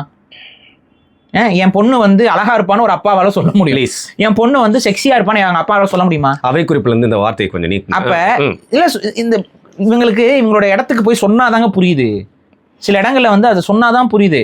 ஏங்க அது மீனுங்க, அது நாருங்க அப்படின்னா நார் இந்த எடுத்து மோந்து பாருங்க, மூஞ்சி வச்சு மூக்குல வச்சு மீனை செலக்ட் பண்ணிட்டா போல மூக்குல வச்சு தேய்ச்சாதான் புரிஞ்சுங்கன்னா என்ன. இப்ப நமக்கு வந்து கருவாடெல்லாம் நமக்குலாம் மனமா தான் இருக்கு, அது ஒரு விஷயம். பட் சொன்னா புரிஞ்சுக்கணும். அப்ப இந்த இடத்த எக்ஸாம்பிள் சொல்ல வேண்டியதா இருக்கு. அப்ப எந்த ஆணுமே தன்னுடைய ஒய்ஃபோ தன்னுடைய தங்கச்சியோ அம்மாவோ கவர்ச்சியா வர்றதை விரும்ப மாட்டாங்க. அப்படி யாராவது கவர்ச்சியா வந்தாங்கன்னா கண்டிப்பா அடுத்த ஆண்கள் அவங்கள தப்பா பார்ப்பான். அந்த தப்பா பாக்குறது பாம்பின் கால் பாம்பறியுங்கிற மாதிரி வேற ஒருத்தன் நம்ம அம்மாவையோ நம்ம அக்காவையோ நம்ம தங்கச்சியோ நம்மளோட ஒய்ஃபையோ தப்பா பாக்குறாங்கிறது ஆண்களுக்கு டக்குன்னு பொட்டுல அடிச்ச மாதிரி புரியும். அப்போ கோவம் வரும். அந்த கோவத்தை வந்து வெளிக்காட்டாம இருக்கிறவன் ஆணா இருக்க மாட்டான். அவன் வந்து விதைப்பை நீக்கப்பட்டவனா வேணா இருக்கலாம். ஆனா விதைப்பை இருக்கக்கூடிய ஒவ்வொரு ஆணும் டெஸ்டாஸ்டரோன் அவனுக்கு தலைக்கு ஏறும், கோவம் அவனுக்கு தலைக்கு ஏறும். ஒரு ஆண் கோவம் அடைஞ்சிட்டானா அடுத்து வந்து அவன் மூளை சொல்றது அவன் கேட்பானான்னு கேட்க மாட்டானான்னு தெரியாது. அவன் டக்கு டக்கு டக்குன்னு கோவம் வரும், அடிதடியா மாறும், கை கலப்பா மாறுறதுக்கு வாய்ப்பு இருக்கு. இது தேவையில்லாத பிரச்சனை. அதுல வேற வெளிநாட்டுல ஒரு பிரச்சனை இருக்கு. ஆண்கள் சண்டைக்கு போகும்போது கையை பிடிச்சி இழுத்துருவாங்க, அவன் நல்ல மூக்கிலே வாங்கிடுவான். அதை வச்சுலாம் கண்டென்ட் எல்லாம் பண்ணிட்டு இருக்காங்க. ஸோ பெண்கள் வந்து ஒரு சண்டைகள் இன்வால்வ் ஆகக்கூடாது. ஆனா அவங்க அப்பதான் வந்து தடுக்கிற மாதிரி. இவங்க உள்ள வந்தா இன்னும் நமக்கு ட்ரிகர் ஆயிரும். ஸோ ஆட்டோமேட்டிக்கா என்னன்னா இந்த பிரச்சனையெல்லாம் அவாய்ட் பண்றதுக்கு ஆண்கள் வந்து ஒரு ரிக்வஸ்டா சொல்றதுதான் இந்த மாதிரி கொஞ்சம் கவர்ச்சியா இருக்க ட்ரெஸ்ஸை போடாதீங்கிறது. இது நடிகையா இருக்கட்டும், நடிகையா இல்லாம இருக்கட்டும், எல்லா நல்ல குடும்பத்துல பிறந்த ஆணும் இதைத்தான் சொல்லுவான். இப்படி சொன்னாவே ஆண்கள் தப்பானவங்க நீங்க நினைச்சீங்கன்னா உங்களுக்கு ஆண்களை பத்தி புரியவே இல்லை. நீங்க தயவு செஞ்சு ஆண்களை காதலிக்காதீங்க. நீங்க என்ன அப்ப என்ன பண்ண சொல்ல முடியும்? ஆல்ரெடி நிறைய சிங்கிள் கைஸ் இருக்காங்க இந்த உலகத்துல. ஏன் கடைசி வரைக்கும் சிங்கிளா தாங்க இருக்கணும். நான் பொதுவா எல்லாரையும் சொன்னேன், சிங்கிளா இருக்கிறது தான் வந்து நான் உங்களை சொல்ல, நானும் பொதுவாக தான் சொல்றேன். உங்களை மட்டும் இல்லை, இப்போ நிறைய பேர் நானும் பார்க்குறேன் சிங்கிளா தான் சுற்றிட்டு இருக்காங்க. காரணம் என்ன? இந்த மாதிரியான மாட்டிக்கிட்டு முழிக்காம இருக்கணும்னு நினைக்கிறாங்க. இப்போ பேசிக் என்னன்னா ஒரு பொண்ணு வந்து இப்படி ட்ரெஸ் நம்ம கூட வர பொண்ணு, நம்ம காதலிக்கிற ஒரு பொண்ணு இந்த மாதிரி ட்ரெஸ் பண்ணிட்டு வந்தா நல்லா இருக்குங்கிற ஒப்பீனியன் சொல்றதுக்கும் கூட ஆணுக்கு உரிமை இல்லைன்னு நினைக்கிறீங்கல்ல. இங்க ஆரம்பிக்குது உங்களுடைய நார்சிசிசம், டாக்ஸிசிட்டி, ஃபெமினாசி. இதை தான் நான் ஏற்றுக்கல.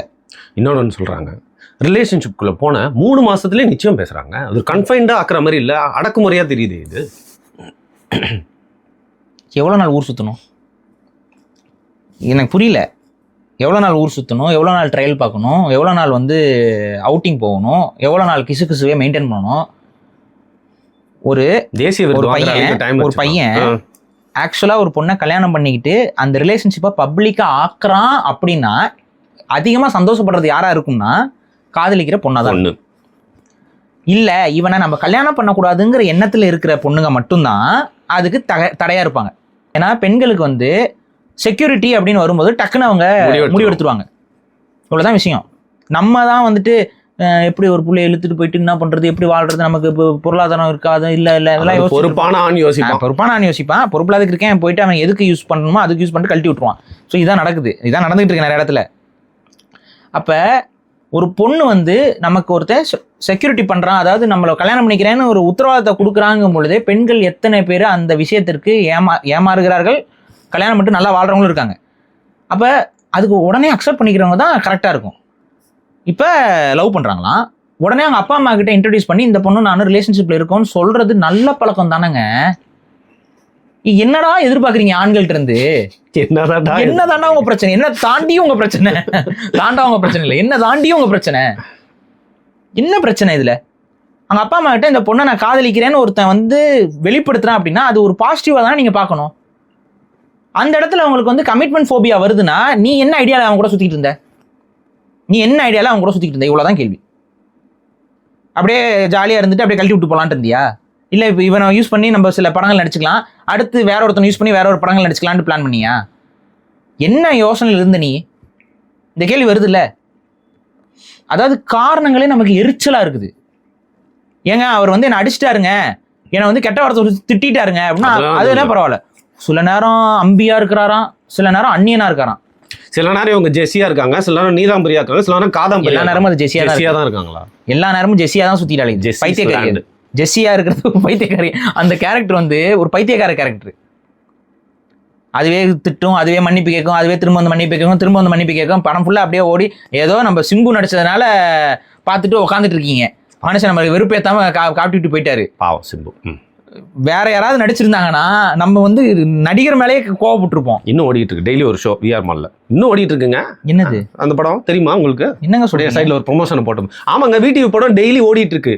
அது வந்து ரெக்கார்ட் பண்றதுக்காக விஆர் மால்ல வந்து பாத்தீங்கன்னா டெய்லி ஒரு ஷோ. இன்னைக்கு நீங்க புக் மை ஷோல போய் நீங்க டிக்கெட் புக் பண்ணி பார்க்கலாம். இது புதுசா இருக்குது.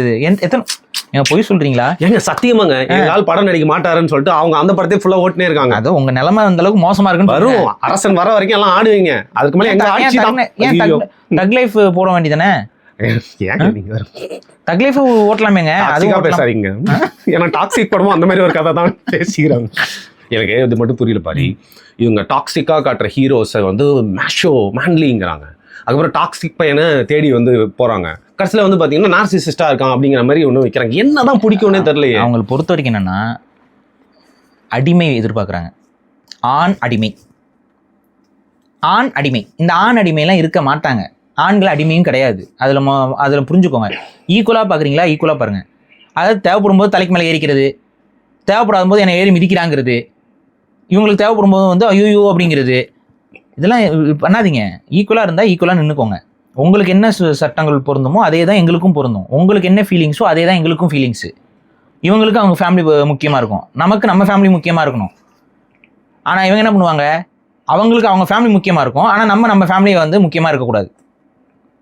இதுதாங்க நான் சொல்கிறேன். நான் தான் இப்போ மாமியாராக இருக்கும்போது ஒரு பொண்ணு ஒரு மாதிரி இருப்பாங்க, அதே பொண்ணு மருமகளாக இருக்கும்போது ஒன்றா இருப்பாங்க, அதே பொண்ணு நாத்தனாராக இருக்கும்போது ஒரு கேரக்டர் இருப்பாங்க, அதே பொண்ணு அம்மாவாக இருக்கும்போது ஒரு கேரக்டர் இருப்பாங்க. இப்போ பெண்களுக்கு என்ன இத்தனை கேரக்டர்?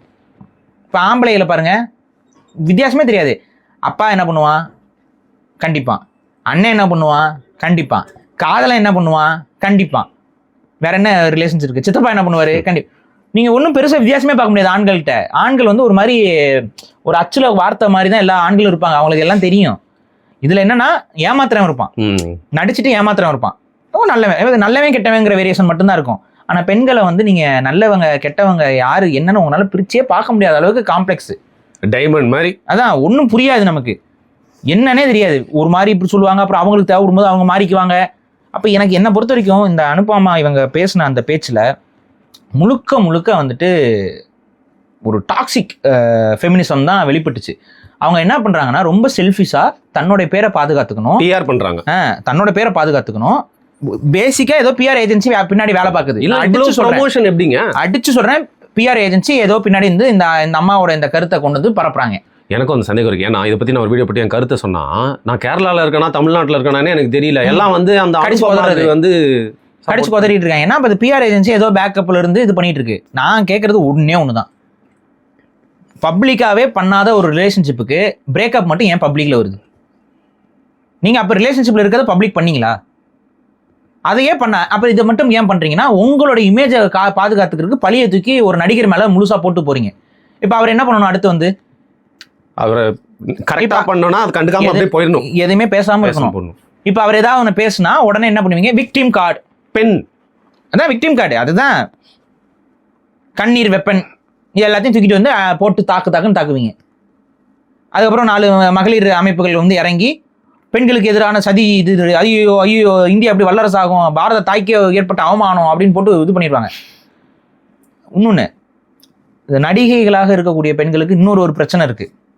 ஏன் வந்து நடிகைகளை கல்யாணம் பண்ணும் பொழுது இந்த பிரச்சனையை அதிகமாக நம்ம ஃபேஸ் பண்ணுறோம் அப்படின்னா, ஆண்களும் சரி பெண்களும் சரி இந்த பொசசிவ்னஸ் வந்து இருக்க தான் செய்யும். அது ஆண்களுக்கு ஆக்சுவலாக ரொம்ப அதிகமாக இருக்கும்.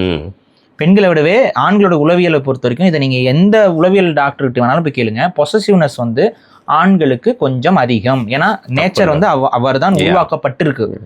அதான் இயற்கை. அது நம்ம டீட்டெயிலாக நம்ம பயாலஜிக்கலாக போனோம்னா, ஆதி காலத்திலிருந்தே குரங்குகள்ல இருந்தே ஆண்களுக்கு அந்த பொசசிவ்னஸ் இருக்கிறது மூலமாக தான் தன்னுடைய ஃபேமிலி ஸ்ட்ரக்சரை வந்து, அதாவது தன்னுடைய மரபணுவை கடத்துறது தான் ஒரு ஆணுக்கு கொடுக்கப்பட்ட உச்சபட்ச கட்டளை இயற்கையில். இதை சாத்தியப்படுத்துறதுக்கு ஒவ்வொரு உயிரினமும் ஒவ்வொரு வேலையை பண்ணுது. சில இதெல்லாம் இந்த பிரேயிங் மேண்டிஸ்லாம் வந்து பார்த்தீங்கன்னா, அது வந்து பெண்ணோட பொண்ணு அது சாப்பிட்ரும்.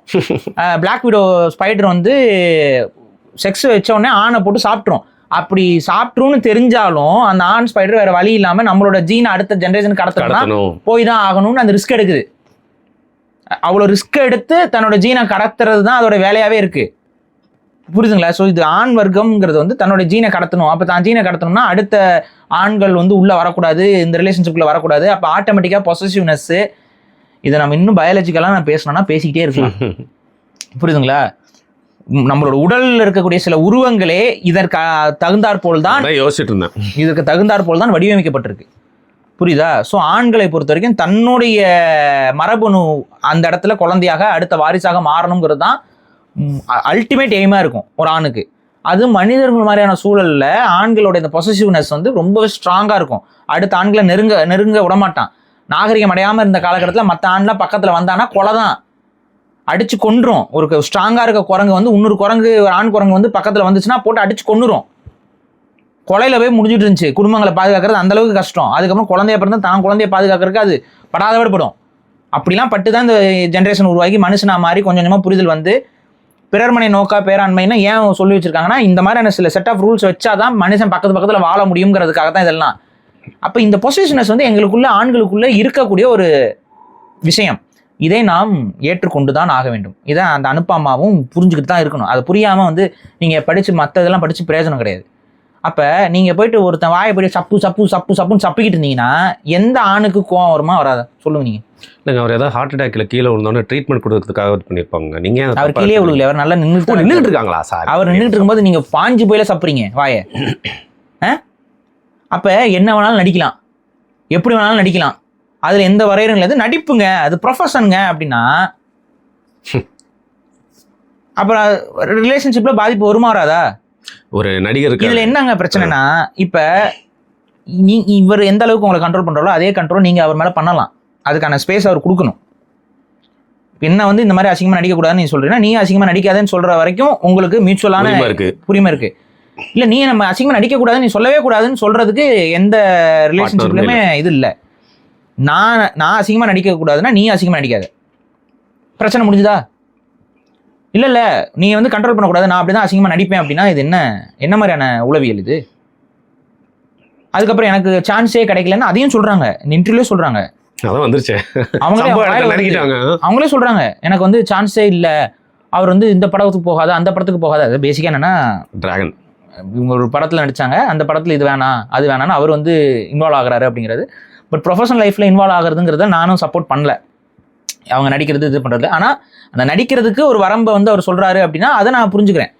ஏன்னா பெரிய பெரிய நடிகர்கள், நான் பேரை சொல்லணும்னு அவசியம் இல்லை, உங்களுக்கு தெரியும், நல்ல கார்லாம் ஓட்டுவாப்பில், நல்ல ஒரு இதாக இருப்பார். அவர் கல்யாணம் பண்ணோன்னா என்ன பண்ணார்? அவங்களும் ஒரு நடிகை தான். என்ன பண்ணார்? She stopped acting. குடும்பம் கடைசி வரைக்கும் நல்ல குடும்பமாக போயிட்டு இருக்கா? ஒட்டி பாம்பு மாதிரி அவங்க சொல்கிற பேச்சை கேட்டு வாழ்க்கை நல்லா பிரச்சனையே இல்லாமல் போயிட்டு இருக்கா குடும்பம்? இவ்வளோதான் விஷயம். பல விஷயங்கள் புரிஞ்சிச்சு எனக்கு இந்த லைனில். புரியுதா? இவ்வளோதான் விஷயம். ஒரு ஆண் வந்து அழகான பெண் அப்படிங்கிறதையும் கடந்து நம்ம குடும்பத்துக்கு இந்த பொண்ணு கரெக்டாக இருப்பாளா, நாளைக்கு இந்த பொண்ணு மூலிமா நம்ம குழந்தைய பெற்றுக்கிட்டா அந்த குழந்தைக்கு ஒரு நல்ல தாயா இருப்பாளாங்கிற சிந்தனை வந்து ஒவ்வொரு ஆணுக்கும் ஓடணும். ஒவ்வொரு ஆணுக்கும் ஓடலைன்னு இல்லை, ஓடணும். ஒரு பொண்ணை நீங்கள் தேர்ந்தெடுக்கிறதுக்கு முன்னாடி, சரி இந்த பொண்ணு பார்க்கறதுக்கு அழகாக இருக்குது, நம்ம கூட பழகிறதுக்கும் நல்லா தான் இருக்குது, ஆனால் இந்த பொண்ணு ஒரு நல்ல அம்மாவாக இருக்குமா? யோசி. இது ஏன் சொல்கிறேன்னா, நிறைய பேர் யோசிக்கிறது இல்லை. ஏன்னா கிளப்பில் போய் பொண்ணுங்களோட பழகிற, கிளப்பில் அவங்க கூட சரக்கடிச்சிட்டு அவங்க கூட செக்ஸ் வச்சுக்கிற ஒருத்தி உனக்கு முன்னாடி எத்தனை பேரோட பழகினாலோ தெரியாது, உனக்கு அப்புறம் எத்தனை பேரோட பழகுவாங்கிறதையும் உன்னால் உறுதி விட்டு சொல்ல முடியாது. எந்த அடிப்படையில் நாளைக்கு உன் குழந்தைக்கு ஒரு நல்ல அம்மாவாக இருப்பான்னு நீ நம்புற? உங்ககிட்ட தான் தப்பு இருக்குது சூஸ் பண்ணுறதுல. இந்த மாதிரி முட்டாள்தனமாக முடிவெடுக்கிறான் பாருங்க. இவங்கள மாதிரி ஆண்கள் ஒளிஞ்சாவே ஆண் வர்க்கம் நிம்மதியாக இருக்கும். சிம்புங்க ஒளிஞ்சா சரியான சிம்புங்க இவங்களுக்கு என்னன்னா செக்ஸ் கிடைச்சா போதும், அவ்வளோதான். அதனால குழந்தை வந்தா என்ன, அந்த குழந்தை எக்கெடு கெட்ட என்ன, அந்த குழந்தைய நம்ம எப்படி வளர்த்தா என்ன, அது ஏதோ வளர்த்துக்கு வா போய்க்கு வா. இந்த மாதிரி ஆண்கள் வந்து ஆண்களே கிடையாது, இவங்க ஆண்களே கிடையாது. இந்த மாதிரியான உளவியல் இருக்குது. அப்போ இவருக்கு என்னன்னா, ஒரு நடிகை, நமக்கு 2 பேருக்கும் பிடிச்சிருக்கு, காதலிக்கிறோம், கல்யாணம் பண்ணுறோம். கல்யாணத்துக்கு அப்புறம் நம்ம ஃபேமிலி அப்படிங்கிற ஒரு இடத்துக்குள்ளே போகணும். அப்போ இது ஒத்துக்கணும், இது ஒத்து வராது. இப்போ நம்ம நடிக்கிறது வந்து ஒத்து வராதுன்னா 2 பேரும் நடிக்காமல் போயிடும். இவங்க ஒன்றும் பிரிச்ச சம்பாரிச்சு இனிமேலாம் அவங்க அப்பா சம்பாரிச்ச சம்பாத்தியமே போதுமானது. ஓகேவா? அந்த சம்பாத்தியத்தில் நம்ம வந்து வெளிநாடுகள்லேருந்துலாம் குரங்கு குட்டிலாம் கூட தூக்கிட்டு வந்துடலாம். தேவையில்லாம எதை கூடயோ கனெக்ட் பண்றாங்க. ஏங்க அது கூட எனக்கு புரியாது, எதுங்க வீடியோ போடணும் ஒண்ணுமே எனக்கு புரியலங்க. அதான் சூப்பரா போட்டுருந்தான் கமெண்ட் கீழே, தலைவா அது ரெண்டுமே நீதான் சொல்லி மேட்டரை முடிச்சு விடு தலைவா அப்படி. ஏன்னா இவர் தான் கெட்டப் போடுறதுல கிங்காச்சு. அது ஒன்றும் இல்லை, அது ஆக்சுவலாக வந்து இல்லீகலுங்க. கண்டிப்பா அதெல்லாம் பெரிய விஷயம். பட் ஆனால் அது வந்து நம்ம இந்திய குரங்கு கிடையாது, இந்திய காடுகள்லேருந்து கடத்தப்பட்டதும் கிடையாது. வெளிநாடுகள் காடுகள்லேருந்து கடத்துகிற ஒரு குரங்கை இங்கே வந்து ஸ்மக்கிள் பண்ணி கொண்டு வந்து அதை விற்றுருக்காங்க. பட் அதை வாங்குறவங்க கொஞ்சம் இந்த எக்ஸாட்டிக் பெட் மார்க்கெட்டில் இந்த விஷயம் நிறைய நடந்துகிட்டு இருக்கு. அது இந்த இப்போ இவங்களை கேட்பாங்க, ஆனால் ஹிப்போபட்டமஸ் எப்படி உள்ளே வந்துச்சு, ரைனோசரஸ் எப்படி வந்துச்சு, டைகர்ஸ் எப்படி வந்துச்சு, ஆப்பிரிக்கன் லயன்லாம் வண்டாரால எப்படி வந்துச்சுன்னு ஒரு நாயும் கேட்காது. அதாவது 87,000 ஸ்கொயர் ஃபீட்டுக்கு வந்து மகாராஷ்டிரா காட்டை வந்து கொடுக்குது அம்பானி குரூப்புக்கு. அது ஒரு தனி டாப்பிக்காக நம்ம பேசணும். ஆமாம், அதெல்லாம் தனியாக அது ஒரு எத்தனை தான் பேசுகிறதோ தெரியல. ஸோ சரி, இதுக்கு வருவோம், இந்த விஷயத்துக்கே வருவோம், டாக்ஸிக் ஃபெமினிசத்துக்கு வரும், குரங்கு விடுங்க, இதுக்கு இங்கே வருவோம். இப்போ இதில் என்னென்னா ஒரு பேசிக்காக என்னென்னா 2 பேரும் மியூச்சுவலாக முடிவெடுக்கணும். இல்லைங்க நம்ம வந்து கல்யாணத்துக்கு அப்புறம் வந்துட்டு நீங்கள் ஃபேமிலியை பாருங்கள், நான் சினிமா ஆக்டர் பார்க்குறேன், இல்லை நம்ம 2 பேருமே கெரியரை ஃபாலோ பண்ணால் அந்த கெரியரில் சில ரெஸ்ட்ரிக்ஷன்ஸ் வச்சுக்கணும். 2 பேரும் நடிக்கிறோம் அப்படின்னா அந்த நடிப்பில் வந்துட்டு ஒரு சில ரெஸ்ட்ரிக்ஷன் இருக்கணும். நான் உன்னை கல்யாணம் பண்ணிட்டு கல்யாண மேடையில் உட்காந்துட்டு தாலி கட்டிட்டு முடிச்சுட்டு நீ வாட அடுத்த நிமிஷம் போயிட்டு ஒருத்தன் வாயை போய் சப்பிக்கிட்டு இருந்தீங்கன்னா அது பார்க்குறவன் என்ன நினைப்பான்? நாளை பின்ன நான் வெளியில் நடந்து போனால் எனக்கு பார்க்குறவன் என்ன நினைப்பான்? நான் அதனால ஒரு 3 நல்ல அட்வைஸ் நான் சொல்கிறேன். இந்த மாதிரி டாப் லெவலில் இருக்கக்கூடிய பணக்காரர்கள், நடிகர்கள், எவ்வளவோ உச்சத்தில் இருக்கிறாங்களே பெரிய பெரிய சயின்டிஸ்ட்டு, இந்த மாதிரி இருக்கவங்களாம் தயவு செஞ்சு இந்த மாதிரி ப்ரொஃபஷனுக்குள்ளே போய்ட்டு பொண்ணை தேடாதீங்க. இவ்வளோதான் நான் சொல்கிறேன். ஏன்னா அவங்களால கண்ட்ரோலே பண்ண முடியாது. ஏன்னா அவங்க வேற ஒரு நோக்கத்துக்காக வந்தவங்க. அவங்க அந்த கெரியரில் உள்ள டெவலப் ஆகி போகணும், கிளாமர் காட்டினா தான் நடிப்புக்கெலாம் இதெல்லாம் கிடையாது, கிளாமர் காட்டினா தான் உண்டு அப்படின்னு கிளாமரை வச்சுக்கிட்டு ஒரு பிளானில் இருக்கவங்க கிளாமரை காட்ட தான் செய்வாங்க, தப்பான அசிங்கமான காட்சிகளை நடிக்க தான் செய்வாங்க. அப்போ உனக்கு உருத்தும் குடையும், நீ லவ் பண்ணினா உனக்கு எரிச்சல் வரதான் செய்யும். எதுக்கு இந்த தேவையில்லாத ஃபீலிங்ஸு? ஸோ இந்த மாதிரியான பெண்களை அவாய்ட் பண்ணுறது தான். உங்கள் பேச்சு அவங்க கேட்கலன்னா அவாய்ட் பண்ணிடுங்க, உங்களுக்கு நல்லது. ஸோ இவ்வளோதான் விஷயம். ஸோ இதுதான் இந்த டாக்ஸிக் ஃபெமினிசம். இந்த ஃபெமினிசத்தை பொறுத்த வரைக்கும் நீங்கள் ஒரு விஷயத்தை செய்யக்கூடாதுன்னு அவர் சொல்கிறாருன்னா அதே விஷயத்தை நீ செய்யாதேங்கிற சொல்கிற வரைக்கும் அந்த மியூச்சுவல். இல்லை நான் இஷ்டப்பட்டதுக்கு எதையாவது செஞ்சுக்கிட்டே தான் இருப்பேன், யாரும் நீ கேள்வி கேட்கக்கூடாது அப்படின்னீங்கன்னா அது வந்து ஆதிக்கம். எப்படி ஒரு காலத்தில் வந்து நான் வப்பாட்டி வச்சுக்குவேன், எனக்கு உபச்சாரியோட போவேன், எனக்கு அந்த பக்கம் ஒட்டு இருக்கும் இந்த பக்கம் ஒட்டு இருக்கும், நீ கேட்கக்கூடாதுன்னு சொன்னால் அது ஆணாதிக்கமோ அதே தான் இது. நான் இஷ்டப்பட்ட மாதிரி நடிப்பேன், நான் இப்போ நடிக்கும்போது எந்த ஆக்டரோடையும் நான் வந்து கிஸ் பண்ணுவேன், இது பண்ணுவேன், ஆபாசமாக நடிப்பேன், கிளீவேஜ் காட்டுவேன், இது பண்ணுவேன், இடுப்பு காட்டுவேன், கவர்ச்சி பாட்டெலாம் டான்ஸ் ஆடுவேன், ஆனால் நீ கேள்வி கேட்கக்கூடாதுங்கிறதும் 2 ஈக்குவல். இது வந்து அது தப்பு, இதுவும் தப்பு.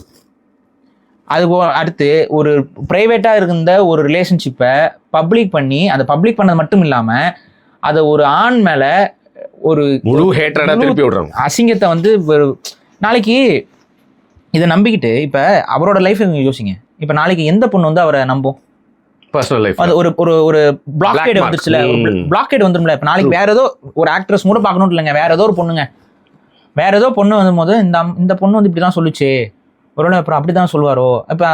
அப்போ அந்த ஆள்னால நாளைக்கு வந்து அந்த ஒரு பொண்ணுக்கு வந்து சுடிதார் போடுமான்னு சொல்ல முடியுமா? சொன்னால் என்ன நினைக்கும் அந்த புள்ள? பாடுறா இவன் நம்மையும் சுடிதார் போட சொல்கிறான், சுடிதார் எடுத்துகிட்டு வரான் அப்படின்னு. ஸோ அதெல்லாம் சொல்லக்கூடாது. இனிமேல் என்ன சொல்லுங்க, அவுத்து போட்டுருமா. என்ன இப்போ யாரை பார்த்தா அவங்க கண்ணில் தாம்மா தப்பு. இது என்னடா இது? இப்படி எப்படி ஆண்களால் இப்படி இருக்க முடியும்? ஆண்கள்லேயும் நல்ல எக்ஸாம்பிள் இருக்காங்க. ஒரு நடிகர், அவர் பார்த்தீங்கன்னா கேர்ள் ஃபேன்ஸ்லாம் ரொம்ப அதிகம். இன்னொரு நடிகை தான் கல்யாணம் பண்ணிட்டாரு. அவர் வந்து அவரோட லைஃப் ஃபுல்லாகவே சொல்கிறேன், வேற எந்த பெண் கூடயும் ஒரு கெசுக்கும் படல, அவ்வளோ டிக்னிஃபைடாக இருப்பார். கூட நடிக்கிற ஆக்டர்ஸ் கூட வந்து பார்த்தீங்கன்னா அவரை பற்றி சொல்கிறது எல்லாமே அவர் ரொம்ப டிஸ்டன்ஸ் மெயின்டைன் பண்ணுவார். இன்னைக்கு வரைக்கும் நடிச்சுட்டு தான் இருக்காரு, ஒரு டாப் ஹீரோ. ஆமாம், அது அவருக்கு பேரை கூட நீங்கள் சொல்லலாம். நீங்கள் எதுக்கு இவ்வளோ மறைச்சு சொல்கிறீங்க? சூரியன் டிஎம்கே சப்போர்ட் அவர் அப்படியா? ஐயோ இல்லைங்க, ஆதவன் படம் நடிச்சார்லங்க. சரி, ஓகே. ஸோ பேசிக்காக என்னன்னாங்க, நடிகையாக இருந்து கொண்டு குடும்ப வாழ்க்கையில் ஈடுபட முடியுமா அப்படின்னு பார்த்தா முடியும். பட் அந்த ரெஸ்ட்ரிக்ஷன்ஸ் வந்து நிறைய இருக்குது. நம்ம ஒரு கல்யாணமாகாத நடிகை மாதிரி அவங்களால ஒரு குடும்ப வாழ்க்கைக்குள்ளே ஈடுபட முடியாது. அப்படி பண்ணாங்கன்னா அது கண்டிப்பாக பேக் ஃபயர் ஆகும், கண்டிப்பாக சந்தேகங்கள் வரும். இப்போ ஒரு ஷூட்டிங்கே போகிறாங்கன்னு வச்சுக்கோங்க, பேசிக்காக யோசிங்க, வேற ஒரு ஹீரோ கூட இவங்க வந்து வேற ஒரு ஹீரோவோட காதல் இருக்காங்க, வேற ஒரு ஹீரோவோட இவங்க போயிட்டு ஒரு அவுட் ஸ்டேஷனில் ஷூட்டிங் போகிறாங்க. ஷூட்டிங் வந்து முடிஞ்சவங்க 2 பேரும் ஆளை காணோம், ஃபோன் பண்ணுறாங்க, எடுக்கல. ஆட்டோமேட்டிக்காக ஒரு ஆணோட சிந்தனை என்னவாகும்? சந்தேகம் வருமா வராதா? இந்த சந்தேகங்கள் வருவதற்கான வாய்ப்புகள் இந்த சினி இண்டஸ்ட்ரிக்குள்ளே நிறையா இருக்கா இல்லையா? இப்போ ஒரு ஆண் வந்து தன் மனைவி மேலே சந்தேகப்படக்கூடாதுங்கிறது நான் எடுத்துக்கிறேன், அது முழுமையாக நான் அக்செப்ட் பண்ணுறேன். ஆனால் அந்த சந்தேகத்திற்கான சூழல்கள் வந்து சினி ஃபீல்டில் நிறையா இருக்கும். வேற எல்லா ஃபீல்டுலையுமே அந்த சந்தேகக்கான சூழல் இருக்கு. ஏன்னா ஆஃபீஸ் முடிகிற டைமுக்கு அவங்க வீட்டுக்கு வருவாங்க, போவாங்க, அதுக்கு மேலே வரலைன்னா என்னன்னு ஃபோன் பண்ணி கேட்டால் அட்டன் பண்ணுவாங்க, இது பண்ணுவாங்க. பட் ஷூட்டிங்கில் இதெல்லாம் எதுவுமே பண்ண முடியாது. அப்போ அந்த சந்தேக புத்திலாம் அதிகரிக்கும். ஸோ இந்த சினிமா நபர்களுக்கு இந்த குடும்ப வாழ்க்கைங்கிறது வந்து கொஞ்சம் டஃப்பான ஒரு விஷயம்தான். அது வந்து ஆண்களாக இருந்தாலும் சரி, பெண்களாக இருந்தாலும் சரி, ஆண்கள் மேலேயும் நிறைய கிசுகிசுகள், தவறான கருத்துக்கள்லாம் வரதானே செய்யுது, பண்ணுறாங்க தான். அப்போ அந்த நம்பிக்கைங்கிறது அந்த இடத்துல பெரிய அளவு கேள்விக்குறியாகும் சினிமா ஃபீல்டில். அப்போ சினிமா ஃபீல்டில் நடிகையாகவும் இருந்துக்கிட்டு காதலில் ஈடுபட்டு ஒரு கல்யாணம் வரைக்கும் போகணும் அப்படின்னா முடிந்த வரைக்கும் அதை வேகமாக செய்யணும். முடிந்த வரைக்கும் யாராவது ஒருத்தவங்க ரிட்டைர்மெண்ட் கொடுத்தா மட்டும்தான் அந்த குடும்ப வாழ்க்கை கரெக்டாக நிற்கும். அப்படி இல்லை, அதுக்கு தயாராக இல்லைன்னா நீங்களே பேசி பிரிஞ்சிருங்க. இது ஒத்து வராது, நம்ம 2 பேருக்கு லைஃப் செட் ஆகாது, பிரிஞ்சுக்கலான்னு சொல்லி வச்ச மாதிரி 2 பேரும் பேசி காது வச்சு எப்படி நீங்கள் வந்து வெளியில் பப்ளிக் பண்ணலையோ அதே மாதிரி பப்ளிக் இல்லாமல் நீங்கள் போயிருந்தீங்கன்னா இப்போ பிரச்சனையே இல்லை. யாரும் உங்ககிட்ட அந்த ஹேட்டரை வந்து சொல்லவும் போகிறதில்ல, யாரும் ஒன்றும் எதுவுமே பேசியே இருக்க போகிறதில்ல. நீங்கள் இங்கே வந்து சம்மந்தமே இல்லாமல் ஒரு நடிகரை இழுத்து வந்து அவர் இப்படி பண்ணிட்டாரு, அப்படி பண்ணிட்டாரு, டாக்ஸிக்காக பிஹேவ் பண்ணாரு, இது என்னங்க இது? ஒரு அட்வைஸ் பண்ணுறது, இந்த ட்ரெஸ்ஸை போடுன்னு சொல்கிறது, இதெல்லாம் வந்து ஒரு ஆண் பண்ணக்கூடாது அப்படின்னா அப்புறம் எதுக்கடி லவ் பண்ணுறீங்க? இவ்வளோதான் கேள்வி எனக்கு. என்னதுக்கு லவ்? இவன் எல்லாம் வாங்கி கொடுக்கணுமாங்க, ஆனால் இவன் வாங்கி கொடுக்குறது அவங்க போட மாட்டாங்களாம். இதில் அவங்க சொன்னதில் எனக்கு இன்னும் எரிச்சலாகிற ஒரு விஷயம் என்னென்னா, ஸ்லீவ்லெஸ் போடக்கூடாதுன்னு சொன்னார். ஏன் அப்படின்னா வெயில் ஒத்துக்காதுன்னு சொன்னாருன்னு. மேபி ஆக்சுவலாக ஒரு உண்மையாக கூட சொல்லியிருக்கலாம்ல. அது இவங்களுக்கு ஏன் குதர்க்கமாக பட்டுச்சுன்னு எனக்கு புரியல. இப்போ எங்கள் அம்மாலாம் வெயில் அதிகமாக அடிக்கும்போது தம்பி வந்து வெளியில் போகும்போது வெயில் அலையாத, ஏன்னா வெயில் இப்போ நடுவில் வந்து பார்த்தீங்கன்னா இந்த சித்திரை வெயில் ஓவர் அடிச்சிட்டு இருந்துச்சுல, அந்த டைமில் எங்கள் அம்மா சொன்னால் வெயில் எங்கேயும் வெளியில் சுத்தாத சொல்லுவாங்க. இது எதுக்கு சொல்கிறது?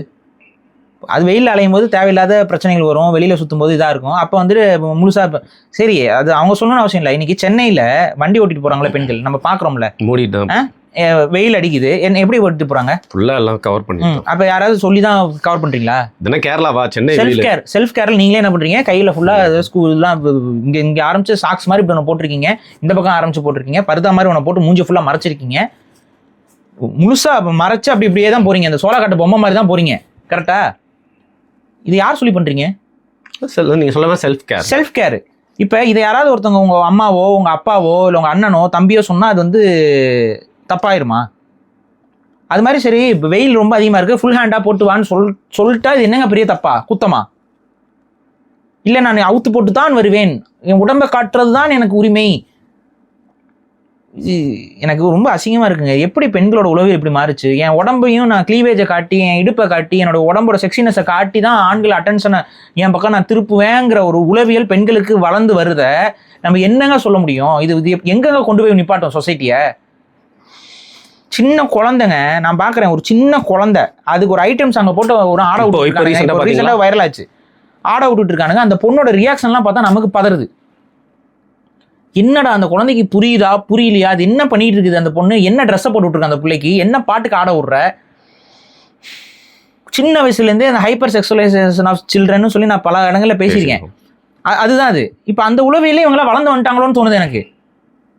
தான் உடம்பை வந்து அப்படியே செக்ஸுவலைஸாக பண்ணி காட்டுறது தான் எனக்கு வந்து அங்கீகாரம். அதெல்லாம் இல்லை. இது நம்ம கிட்ட இருக்க ஒரு பெரிய பிரச்சனை. இப்போ ஹாலிவுட்லாம் வந்து அழகுங்கிற அடிப்படையில் வந்து நடிகைகள் நடிக்க வச்சுட்டு இருக்காங்க. சொல்லுங்க, ஆக்சுவலாக அது வந்து அவங்க ரொம்ப வேற மாதிரி போயிட்டாங்க. சினிமாட்டிக் ப்ரெசன்ஸே இல்லாத ஆட்களை கூட கொண்டு வந்து நடிகைன்னு சொல்லி நம்மளை பார்க்க வைக்கிறானுங்க. அது சில இதில் பொருந்தவே இல்லைன்னா கூட அது அப்படி அதை வந்து ஒரு நார்மலைஸ் பண்ணிட்டாங்க அவங்க. ஆனால் இங்கே என்ன, இப்படி தான் இருக்கணும், அப்படி தான் இருக்கணும், இவ்வளோ அழகாக இருந்தால் தான் வந்து என்னது இது, இப்படி உடம்பை காமிச்சாதான் ஒரு அந்த கதாபாத்திரத்துக்கும் இதுக்கும் சம்மந்தம் தான் இருக்கா? பேசிக்காக எதுக்குங்க பெண்கள் உடம்பை காட்டணும்? பெண்கள் எதுக்குங்க உடம்பை காட்டணும்? அப்படி ஒரு கதை என்னங்க இருக்குது? இப்போ ஒரு விபச்சாரத்தை பற்றி நான் வந்து படம் எடுக்கிறேன். நான் விபச்சார விடுதியில் பெண்கள் எப்படி இருப்பாங்களோ அது மாதிரி நான் ஒரு படம் எடுக்க போகிறேன் அப்படின்னா விபச்சாரி மாதிரி காட்டுறதுல ஒரு நியாயம் இருக்குது. இதில் வந்து பார்த்தீங்கன்னா இந்த சூர்யா படம் வந்து ஒன்று சிங்கம்ல வந்து பார்த்தீங்கன்னா துப்பட்டாவை எடுத்ததுக்கு ரகலை ஆகிட்டு இருக்கும், சீன் இருக்கும் அந்த படத்துல. அதே அனுஷ்கா டைரக்டர்லாம் மூளையை கழட்டி எங்க வச்சிருவாங்களான்னு தெரியல எனக்கு. ஒரு துப்பட்டாவை ஒருத்தன் இழுத்துட்டான் அப்படிங்கிறதுக்காகவே ஒரு பொண்ணு வந்து குறுகி நிக்கிற மாதிரி ஒரு காட்சியை வச்சுட்டு அதுக்கப்புறம் அவுத்து போட்டு ஆடும். என்னையா அது, என்னையா கேரக்டர், என்னையா இது, ஒன்றும் புரியல. மாடஸ்டிங்கிறது பெண்களுக்கும் ஆண்களுக்கும் இருக்குங்க. ஆண்களும் அவுத்து போட்டுலாம் அலையக்கூடாது. அது கண்டிப்பாக அது ஒரு நல்ல ஒரு விஷயம் கிடையாது. பெண்களும் அவுத்து போட்டு அலையக்கூடாது. இந்த அவுத்து போட்டு அலையிறதுங்கிறதுல வந்து கவர்ச்சி, அது ஒரு இது உடல் இது அதுன்னு போகிறதுலாம் வந்து ஒரு அசிங்கத்தின் உச்சம். அதை யாரும் செய்யாதீங்க தான் நான் சொல்கிறேன். அதை வந்து செஞ்சுக்கிட்டு இருக்கேன். அதுக்கு வந்து எனக்கு உரிமை கொடுக்க மாட்டேங்கிறாரு, அதுக்கு வந்து என்ன தடை போடுறாருன்னா, கண்டிப்பாக லவ்வராக இருக்கவன் அடுத்த ஆம்பளைக்கு வந்து ஒழுக உங்களை பார்க்கறது எந்த ஆம்பளைக்கும் பிடிக்காது. அது சில பேர் விரும்புறாங்க. அது நடிகராக இருக்கட்டும், நடிகராக இருக்கட்டும், அது அவங்கெல்லாம் வேற, அவங்க ஒரு தனி கேட்டகரியில் போயிட்டாங்க. இப்போ அவங்களுக்கும் ஒரு தனி கேட்டகரியை உருவாக்கிட்டாங்க. கார் வாங்கிகள். அதான் கேரளாவில் காரை வாங்கிட்டு தள்ளிட்டு இருக்காங்கல்ல, அது அவங்க. ஆனால் எந்த ஆணும் வந்துட்டு அது வந்து ஒரு தன்னுடைய மனைவியை அடுத்தவன், தன்னோட மனைவி, காதலி, அடுத்தவங்க வந்து தன்னுடைய அம்மா, தன்னுடைய தங்கச்சி, அக்கா எல்லாம் யாராக இருந்தாலும் அவங்கள வந்து அடுத்தவங்க ஆபாசமாக கவர்ச்சியாக பார்க்கறத வந்து விரும்ப மாட்டாங்க. ஸோ அந்த இடத்துல வந்து கண்ட்ரோல் பண்ணுவாங்க. இந்த இடத்துல செய்கிற கண்ட்ரோலை நீங்களும் எங்களுக்கு செய்யலாம். புரியுதா? இது கண்ட்ரோல் வந்து மியூச்சுவல் தான். எங்களையும் நீங்கள் கண்ட்ரோல் பண்ணலாம், நாங்களும் உங்களை கண்ட்ரோல் பண்ணணும். இது ஒரு மியூச்சுவல்.